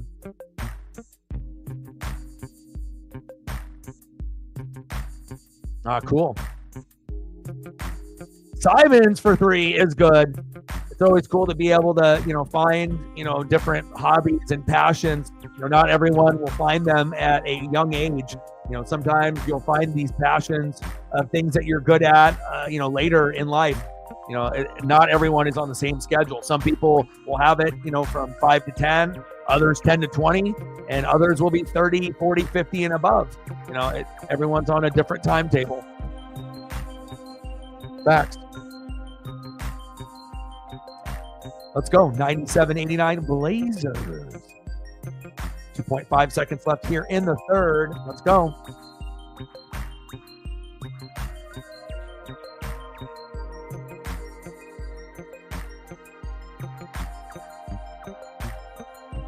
End of the third. 97-89. Let's go. Let's go.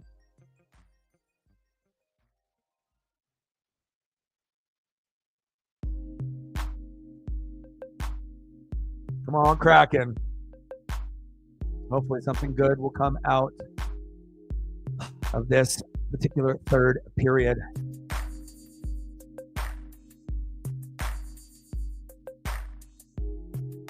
End of the third quarter, 97-89, Rip City.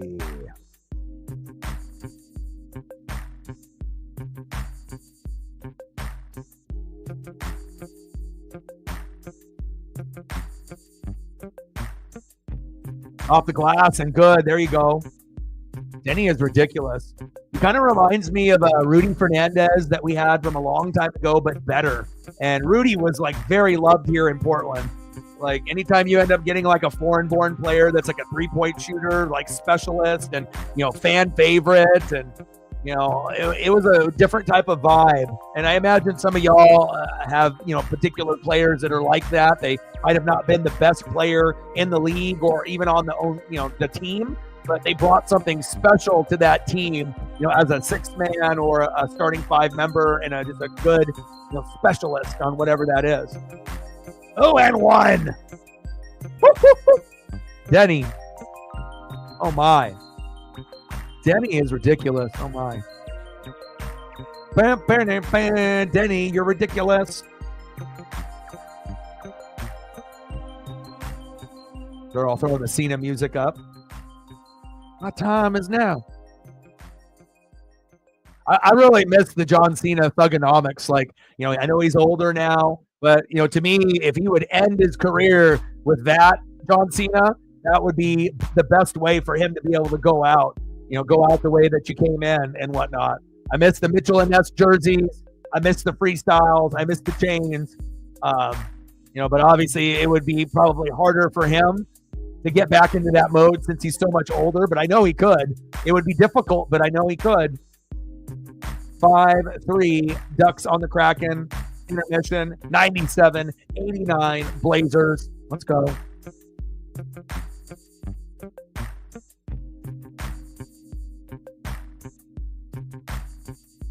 We're playing awesome.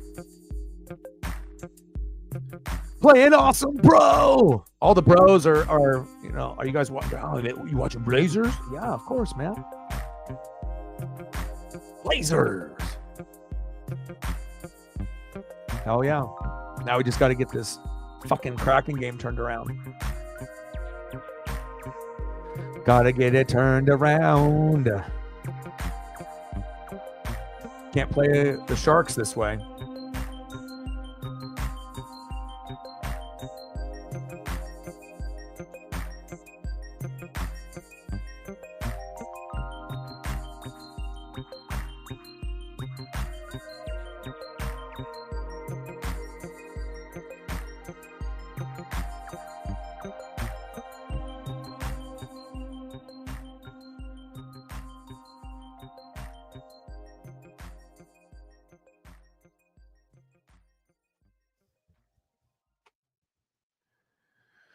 Oh, okay, let me see here.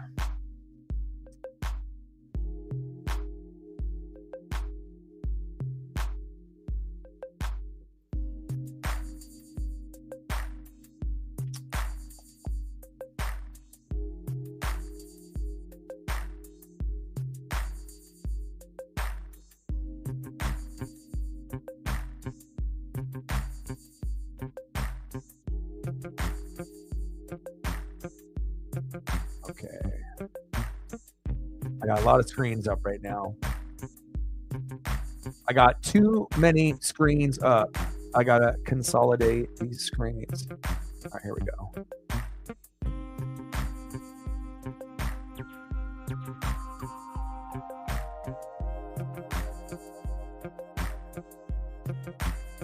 All right, baby. 99-90 Blazers. Let's go. I got to turn this one. Don't empty out on me here. There we go.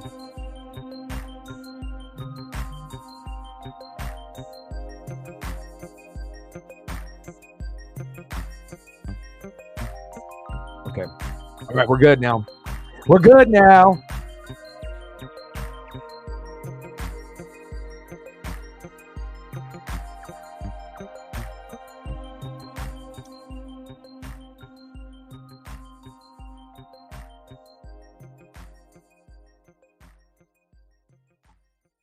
All right, let's play good here. Let's play hard. Show some effort.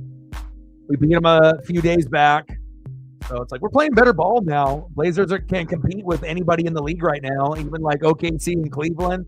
I think if the Blazers were at home, we're gonna play hard. It's just teams that lose a lot, lose by different ways.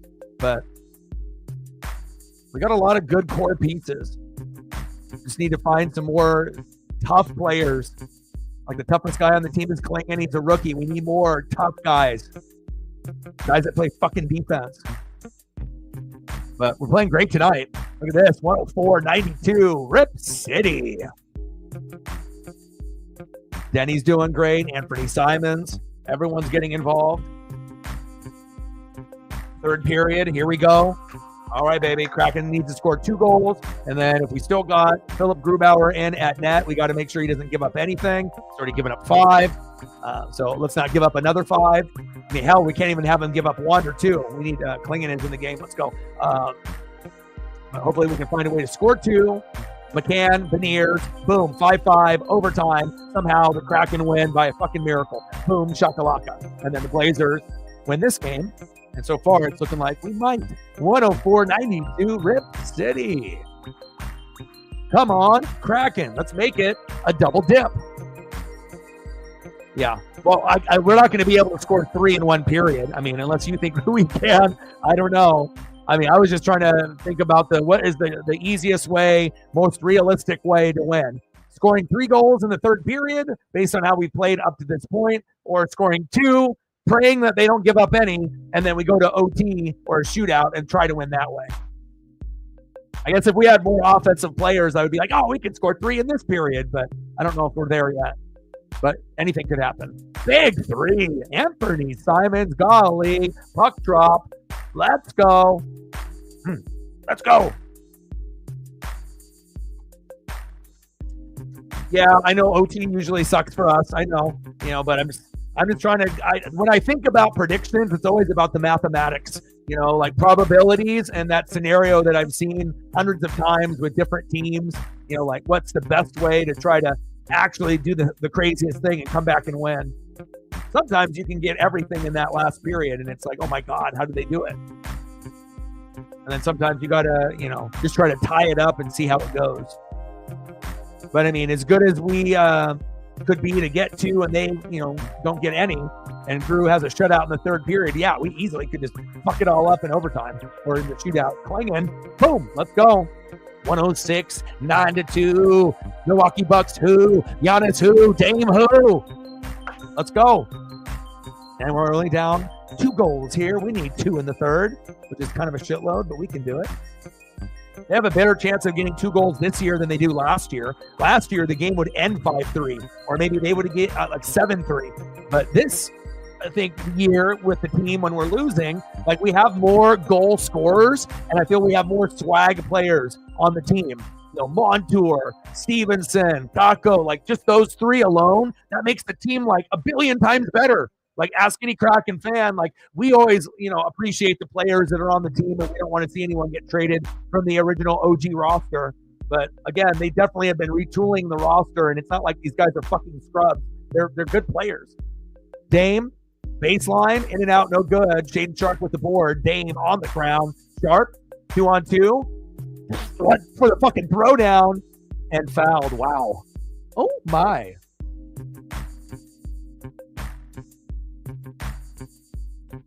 Oh my.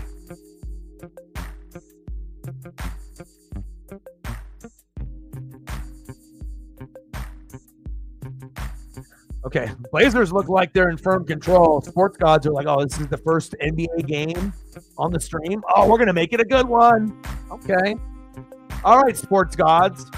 Now just let's do that for the Kraken too, NFL season, we got 1 game left. College football is over.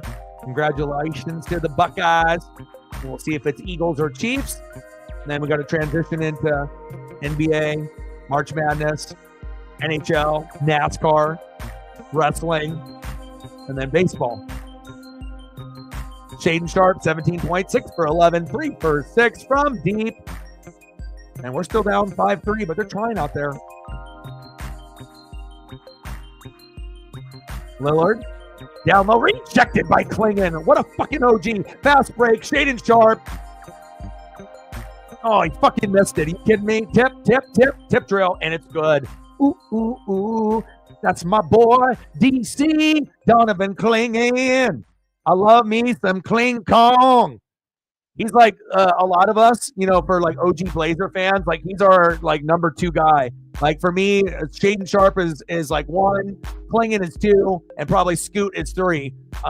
As far as the players, everyone's got certain players on the team that they like to root for, but Klingon, he'll give you those big blocks and that intimidation and being able to not only block a shot, but get the rebound and then pass it out for a fast break that leads to a dunk or a layup. And if you know basketball, like that's an impressive thing. Like there's just some guys that will reject it into the crowd, and there's other guys that are skilled enough to do that when it's needed, but then also to block it and then to get the rebound, push the fast break, and be that type of player.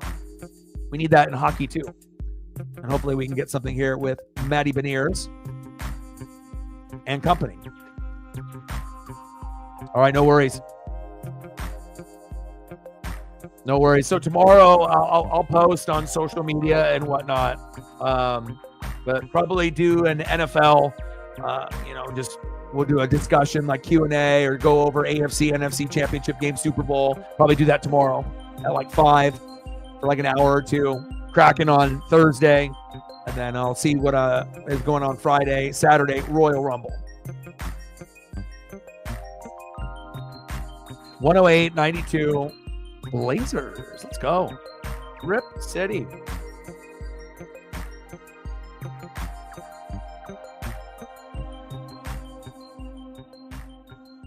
All right, come on, Kraken.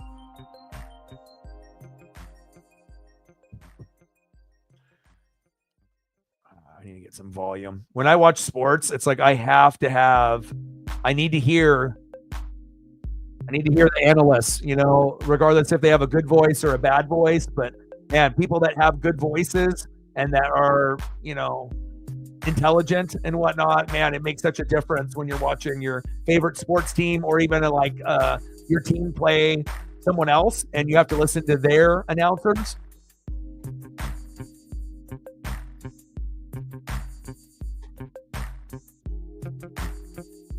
Come on, baby. 111. 113, baby. Let's go. 113.95. That one is getting out of hand for Milwaukee, and I love it. Now we're down 5-3. Come on, baby.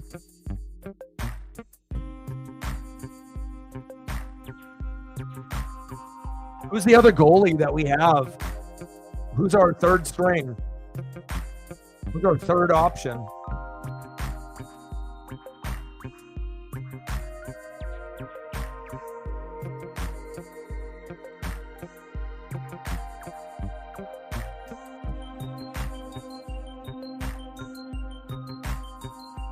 But if we were going to have another one, it would just be someone on our affiliate team, right?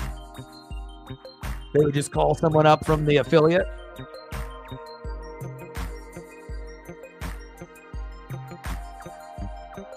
Yeah, Coachella.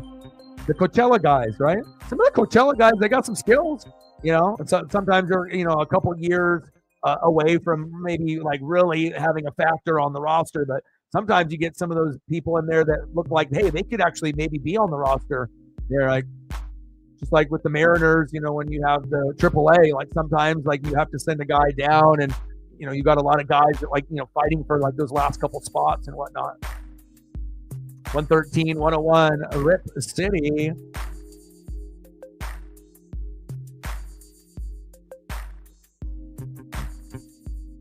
Coachella Valley Firebirds.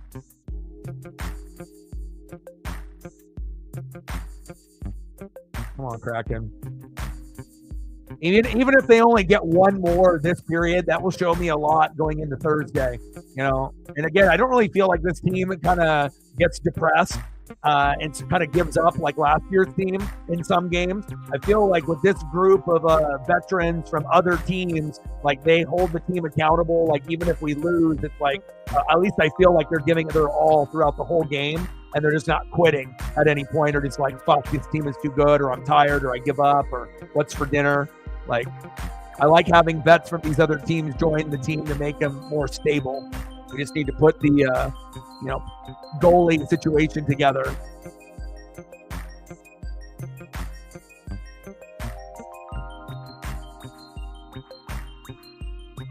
The evolution. 115-101 Blazers. Sharp. In and out, no good. All right, Dame with the ball at the top of the key. Little hezzy, and one. Did they give it to him with the and one? Oh, my. 116-101 Blazers.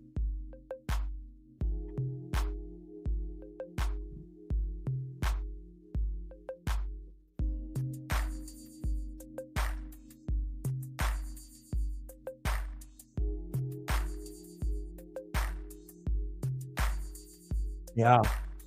And I mean, I don't really watch a whole lot of Portland Winterhawks, but every once in a blue moon, something like, that will come across, on the TV or something comes on, that's televised with like Coachella. Yeah. I mean, I want to tune in.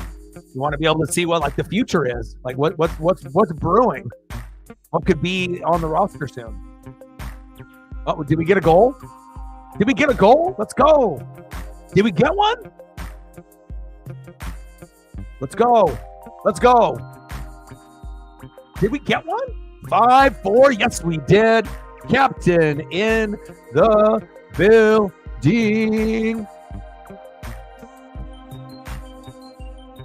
What's good, bro? It's because I decided to do NBA, but I'm watching both, covering both. But, we did beat them just recently, but no one really gave us a shot in Milwaukee or here at home. But it does show you, even though we might be a bottom 5 team, we are the best, worst team in the NBA. So we're really young. We have a lot of good players, but we just don't play defense, and we don't have any tough guys besides Klingon. And once we figure that out, then we'll be better. Captain with a 5er. Appreciate you, man. I've been showing multiple camera angles. Nice, beautiful Portland background instead of just a basketball background. I thought that the fans would like that vibe and look. Dame with the antlers and with the logo behind him, and Scoot Henderson. Captain with a 5er. Let me know what you want to do photo-wise. But I like the way my thumbnail skills have progressed over the years. 116-105. Portland, Rip City. What do you want to do for photos, my guy?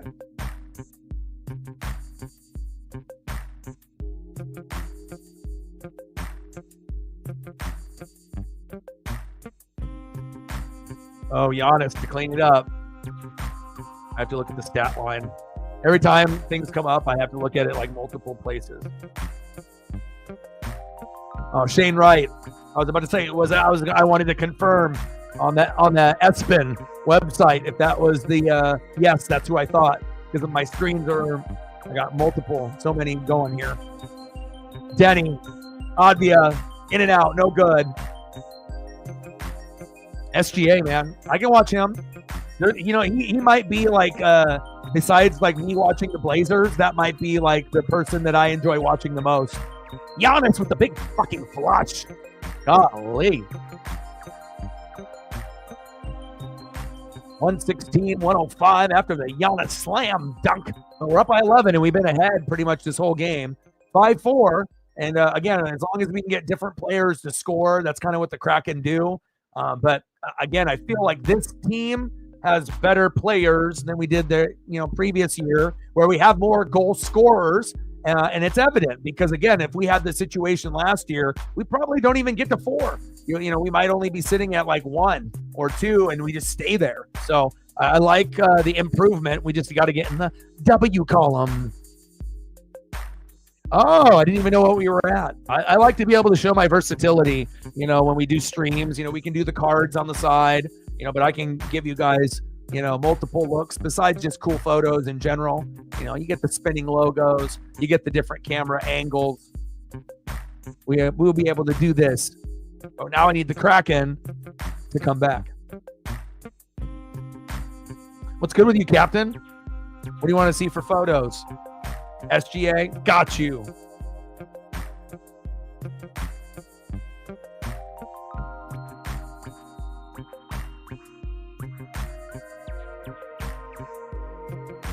I watched that whole game for the most part every time you guys play the Cavs, because I always want to keep an eye on, who are the best, even if it's not my team, and even if I get sick of the NBA because most teams don't play defense and whatnot. But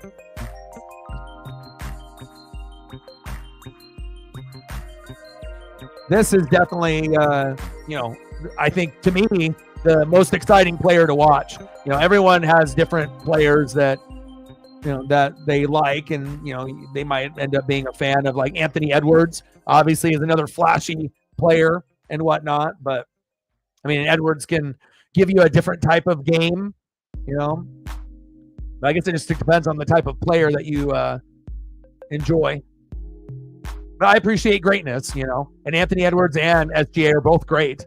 It's not like they're not. They're probably some of the most exciting.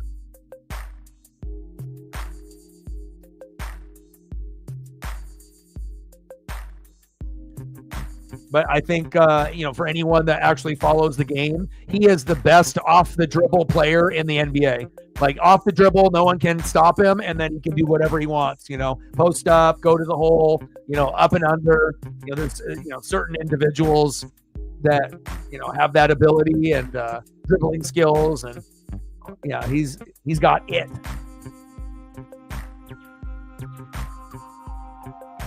I was actually looking at some of my old basketball, baseball, and football folders, back from when I was like 7 and 8 years old. I have like 6 of them that got like baseball, basketball, football, hockey, and like junk wax era from back in the day. It was awesome.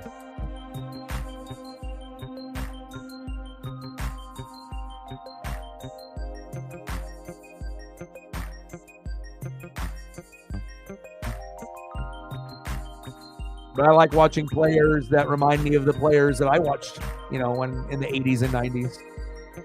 Simon's 25, Advia 25. I mean, we got 3 guys with 20. Let's go, baby. Let's go, baby. 120, 105, 5-4, Ducks on the Kraken. Thanks, man. Yeah, this one is it's got the ball.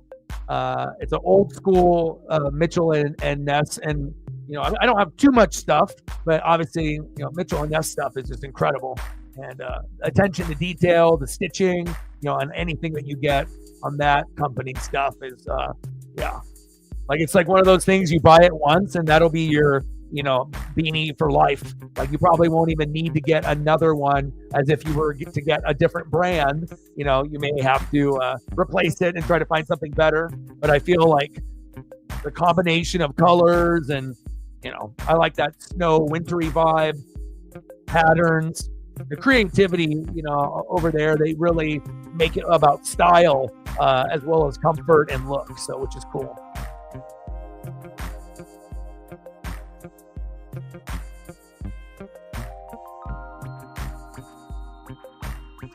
Go, baby. Free throw is good.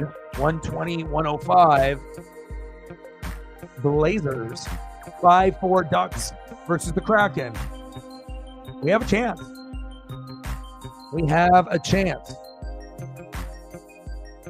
Yeah, and plus, I think that in general, like if you're looking at logos in sports, in basketball, baseball, football, and hockey, the Blazer pinwheel is actually one of the most original, I think, and cool, just based off the design and the way it looks. To me, even if I wasn't a Blazer fan, I think the design itself is top 5. Like there's not very many logos, that don't have anything that say Portland or Trailblazers or, Oregon, it's just the logo.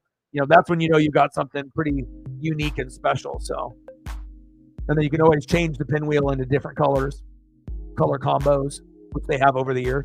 Nice pass. DeAndre Ayton fucking Butterfingers, though.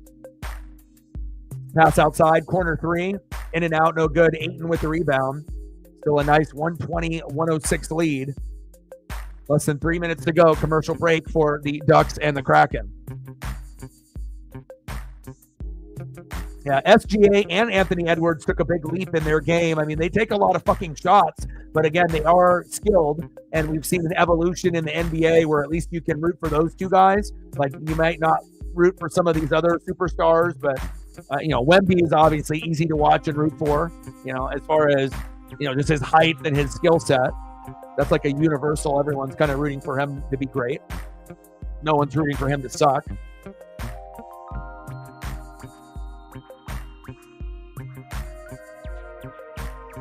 Oh, Denny got hit in the mouth. Cheap. He's going to get this 5th goal right here. Is it going to be Matty Beniers? Is it going to be Kako, Montour, Riker Evans, James Schwartz? What's going to happen here?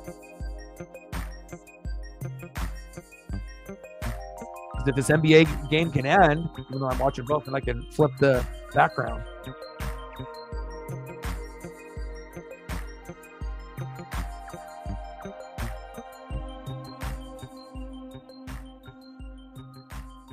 The Metropolitans. It's all about the history and the fun facts.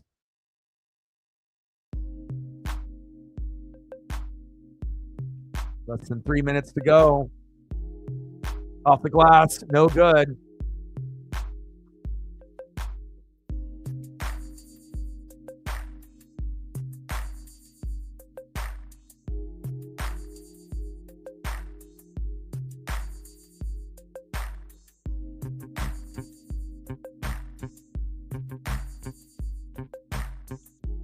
Yeah, well, he's already proven that he's, the best player in the NBA. If it's not him and Giannis, and then obviously SGA and Anthony Edwards are like the up and coming, people that could take the spot with scoring wise and whatnot. So it's not like, and then you got Wemby, but again, it's like I feel like they don't really market the players in the league the right way, and the game needs to change. It needs to go back to being more like jump shots and dunks. And like smart play with defense instead of just like everyone shooting threes and nobody playing D except for like 2 teams in the league. Like you end up improving less threes, defense, and then the dunks end up being bigger, and the game ends up getting more exciting. When the threes are not shot like a billion in a quarter. But I think that's kind of the way that the Steph Curry effect. It was cool for him, but not for everyone to think that they were him. It's like the best shooter we've ever seen. Not everyone's going to be like him or like Reggie Miller and have that skill set. Larry Bird.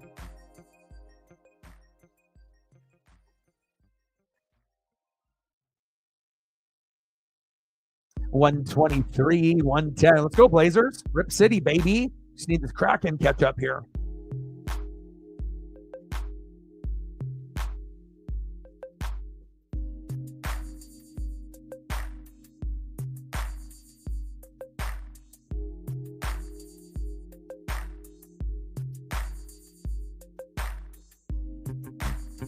Free throw, no good.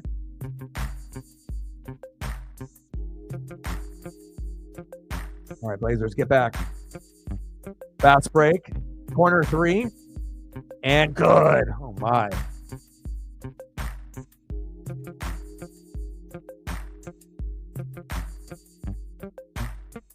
Oh, really? What was... I heard Paisley at the door. What was LeBron's stat line?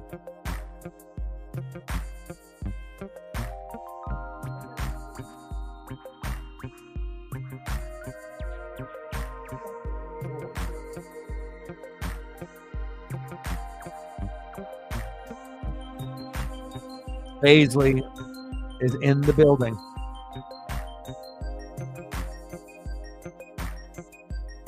That's awesome, man. It's always cool to be able to see some of these players because, again, pretty soon, like LeBron's going to be out of the league. So anyone that's ever seen him play in person, even if it's just once, like not many people are going to be able to say that, even though he's been playing for like, it seems like forever, especially a guy that plays for 15, 18, 20 years plus, trying to just go as long as they possibly can. Layup is good. Let's go.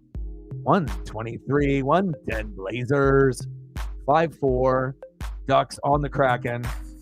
Advia with fucking 30. My boy. Like, I got my friend Justin and said we love Denny, and it's like, sometimes you can kind of have a vibe or a feeling when someone could have these like breakout big games. And again, as far as all around player, Denny is the best on the team. And considering all the other big names that we have on the team, that's saying something. 30 fucking burger. Let's go, Denny. That one's almost over. I need to turn the volume up here on the Kraken.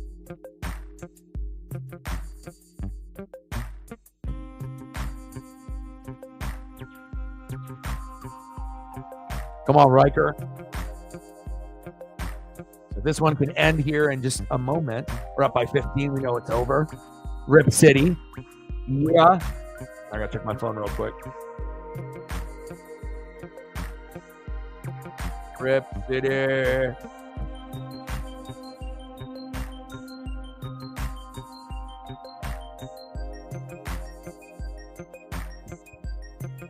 Oh, 125, 112 Blazers.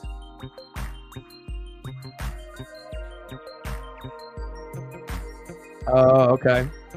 Anthony with 24. Well, that's another Hall of Famer.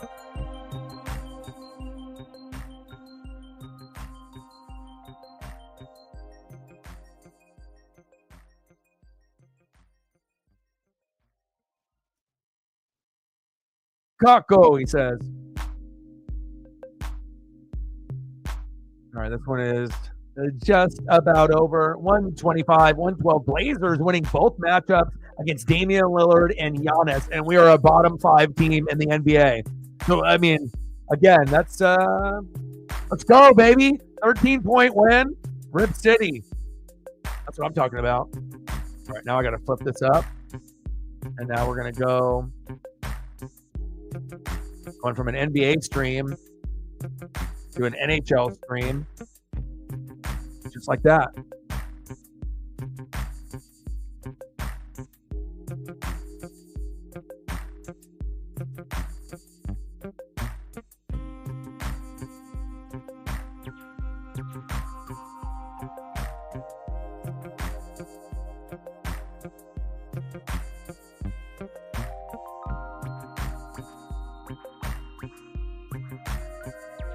All right, what do we got? 5 minutes left to come back. Come on now.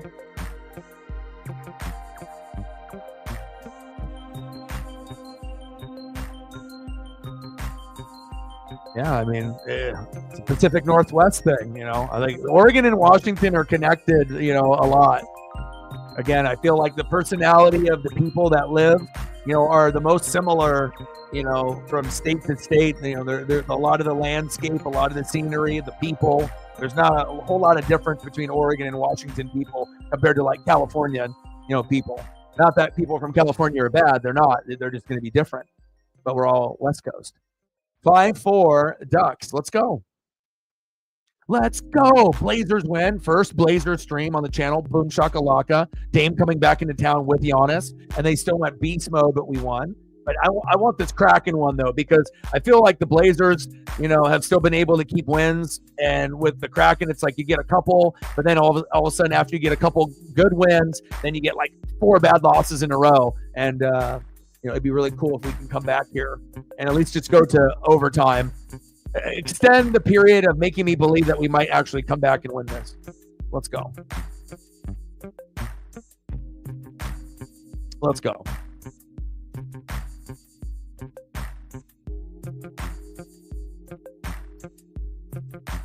I was going to say, you know, if I do a stream tomorrow, you know, the only NBA one that would be worthy is Thunder and Warriors tomorrow.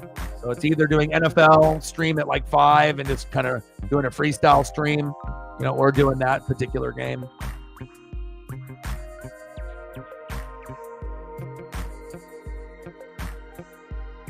And what makes it the most impressive, too, if you know anything about the NBA and the Thunder, is like they're not even using Chet Holmgren because he's injured. So it's like, imagine if Chet's there. Then the team goes to a whole nother level where it's not like, oh, who's better between them and the Cavs. It's like, no, they're the best team. That's why I always like to keep, you know, tabs on everything in sports. Oh, fire. I appreciate that.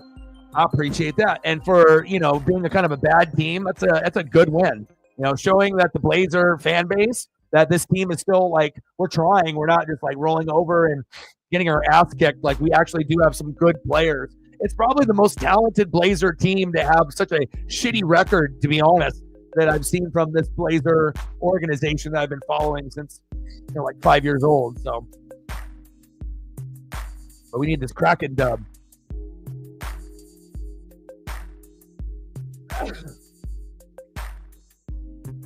All right, Paisley's in here for good luck. Less than 4 minutes to go.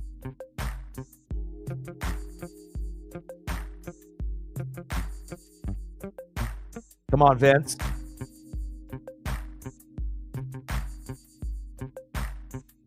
Dunn is out there, but who else is out there?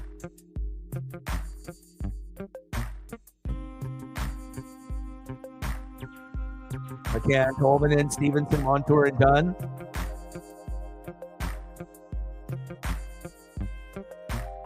McCann, Tolvanen, Stevenson, Montour, Dunn. Come on, baby.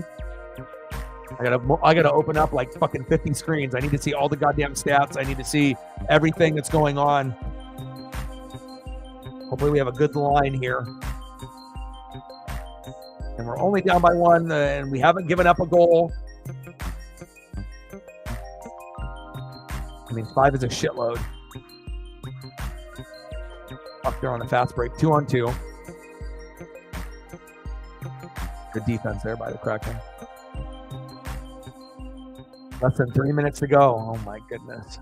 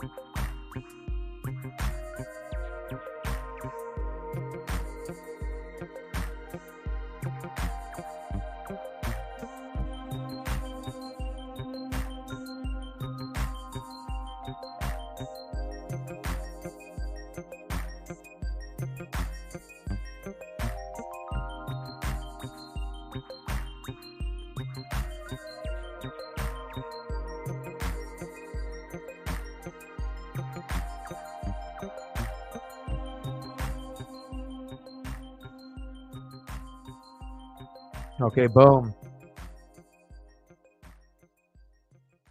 Now we got the Kraken.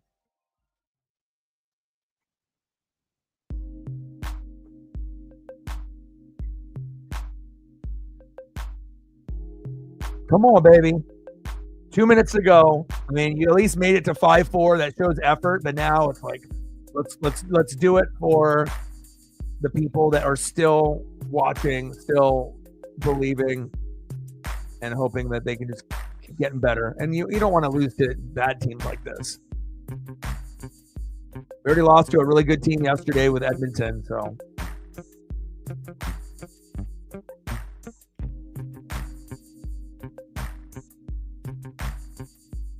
Empty netter.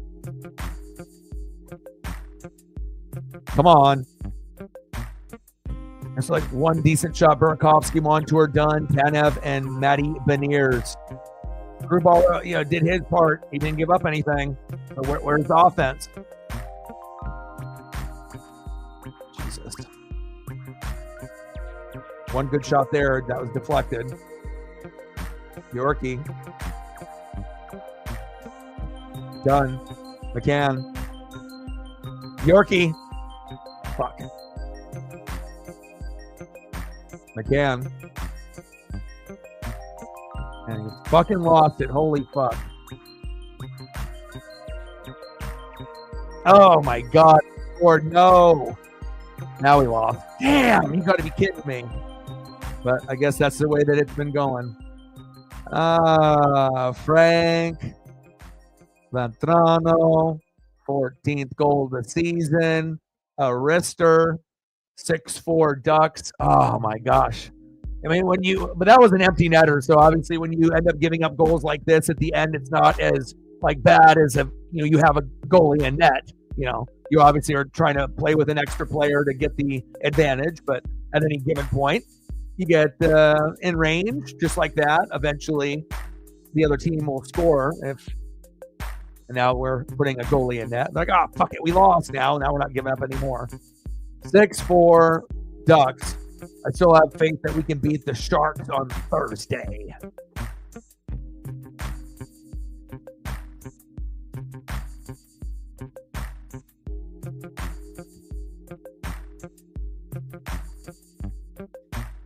Oh, but again, if this was last year's team, maybe we only have 2 goals. So again, losing 6-4 sucks, but it's a lot better than losing 6-0 or 6-1 or 6-2. So, slight improvement, even when the team is still not where you want it to be.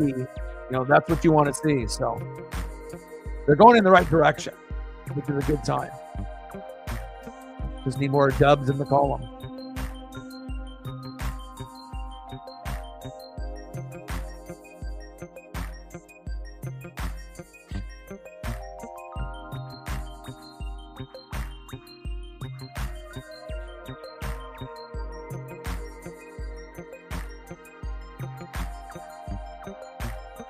Oh, Kraken. At least they're scoring more goals. So I know, when you lose, it stinks. But when you put up goals and at least the fan base can get engaged that we're in games.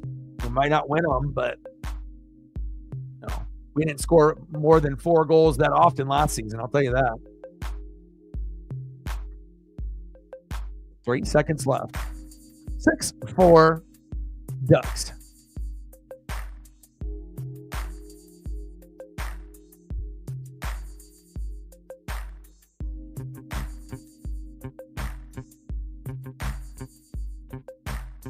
Oh, Kraken.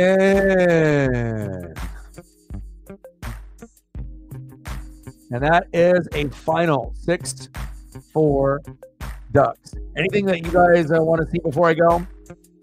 Captain? Storm Bum. We'll get him next time that he comes through. But Captain, Megan, you want anything photo-wise before I call it a night? And then tomorrow will probably be live. I would assume probably around 5, just doing probably NFL, going over anything NFL related. Yeah, I could definitely, sometimes it's fun, but sometimes it's not fun, Yeah,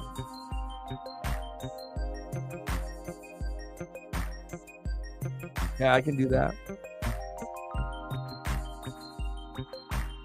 0-8 in back-to-back games, it said, for the Kraken this season. We got to find a way to win on back-to-back.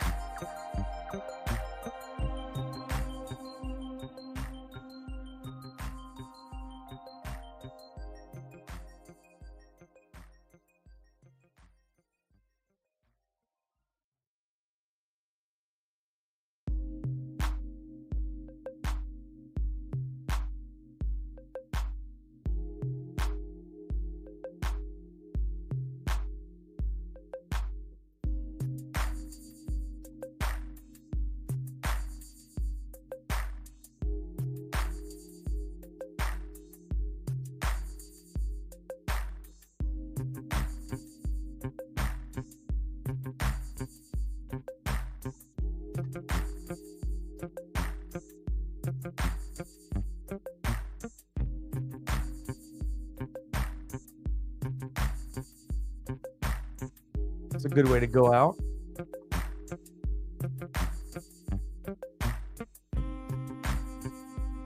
It's like we lose, but we can still look at some. Photos though.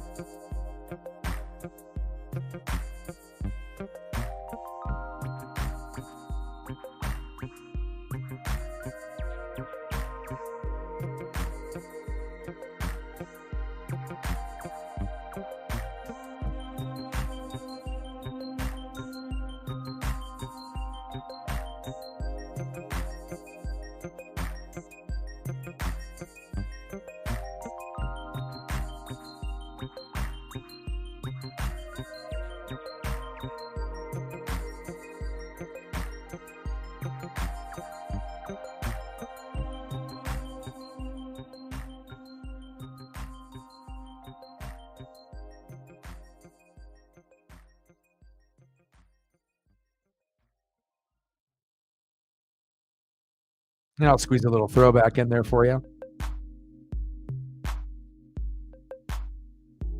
Haven't seen one of those photos in a minute.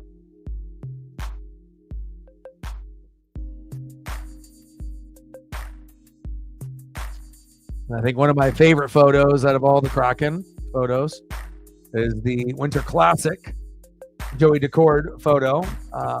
with the beanie and the hoodie and the trophy. This is probably one of my favorite photos.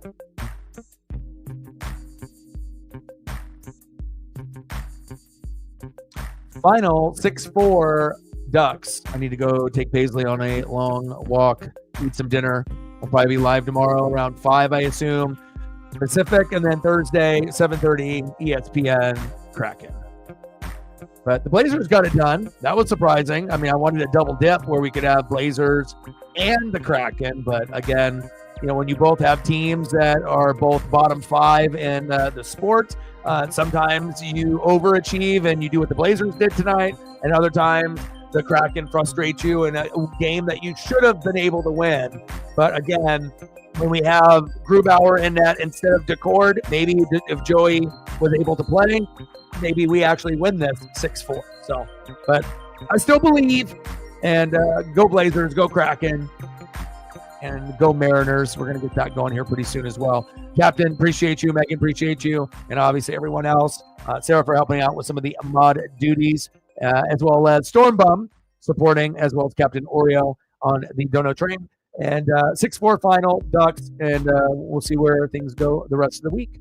But we got Royal Rumble on Saturday, NFL stream probably tomorrow at 5, Kraken on Thursday, 7:30 Pacific against the San Jose Sharks. Another winnable game. Damn it, let's win. And appreciate you guys. I got one question for you. Who you know talk sports like us? Your boy Ryan, Northwest Sports Fanatics, and I'm out. Okay.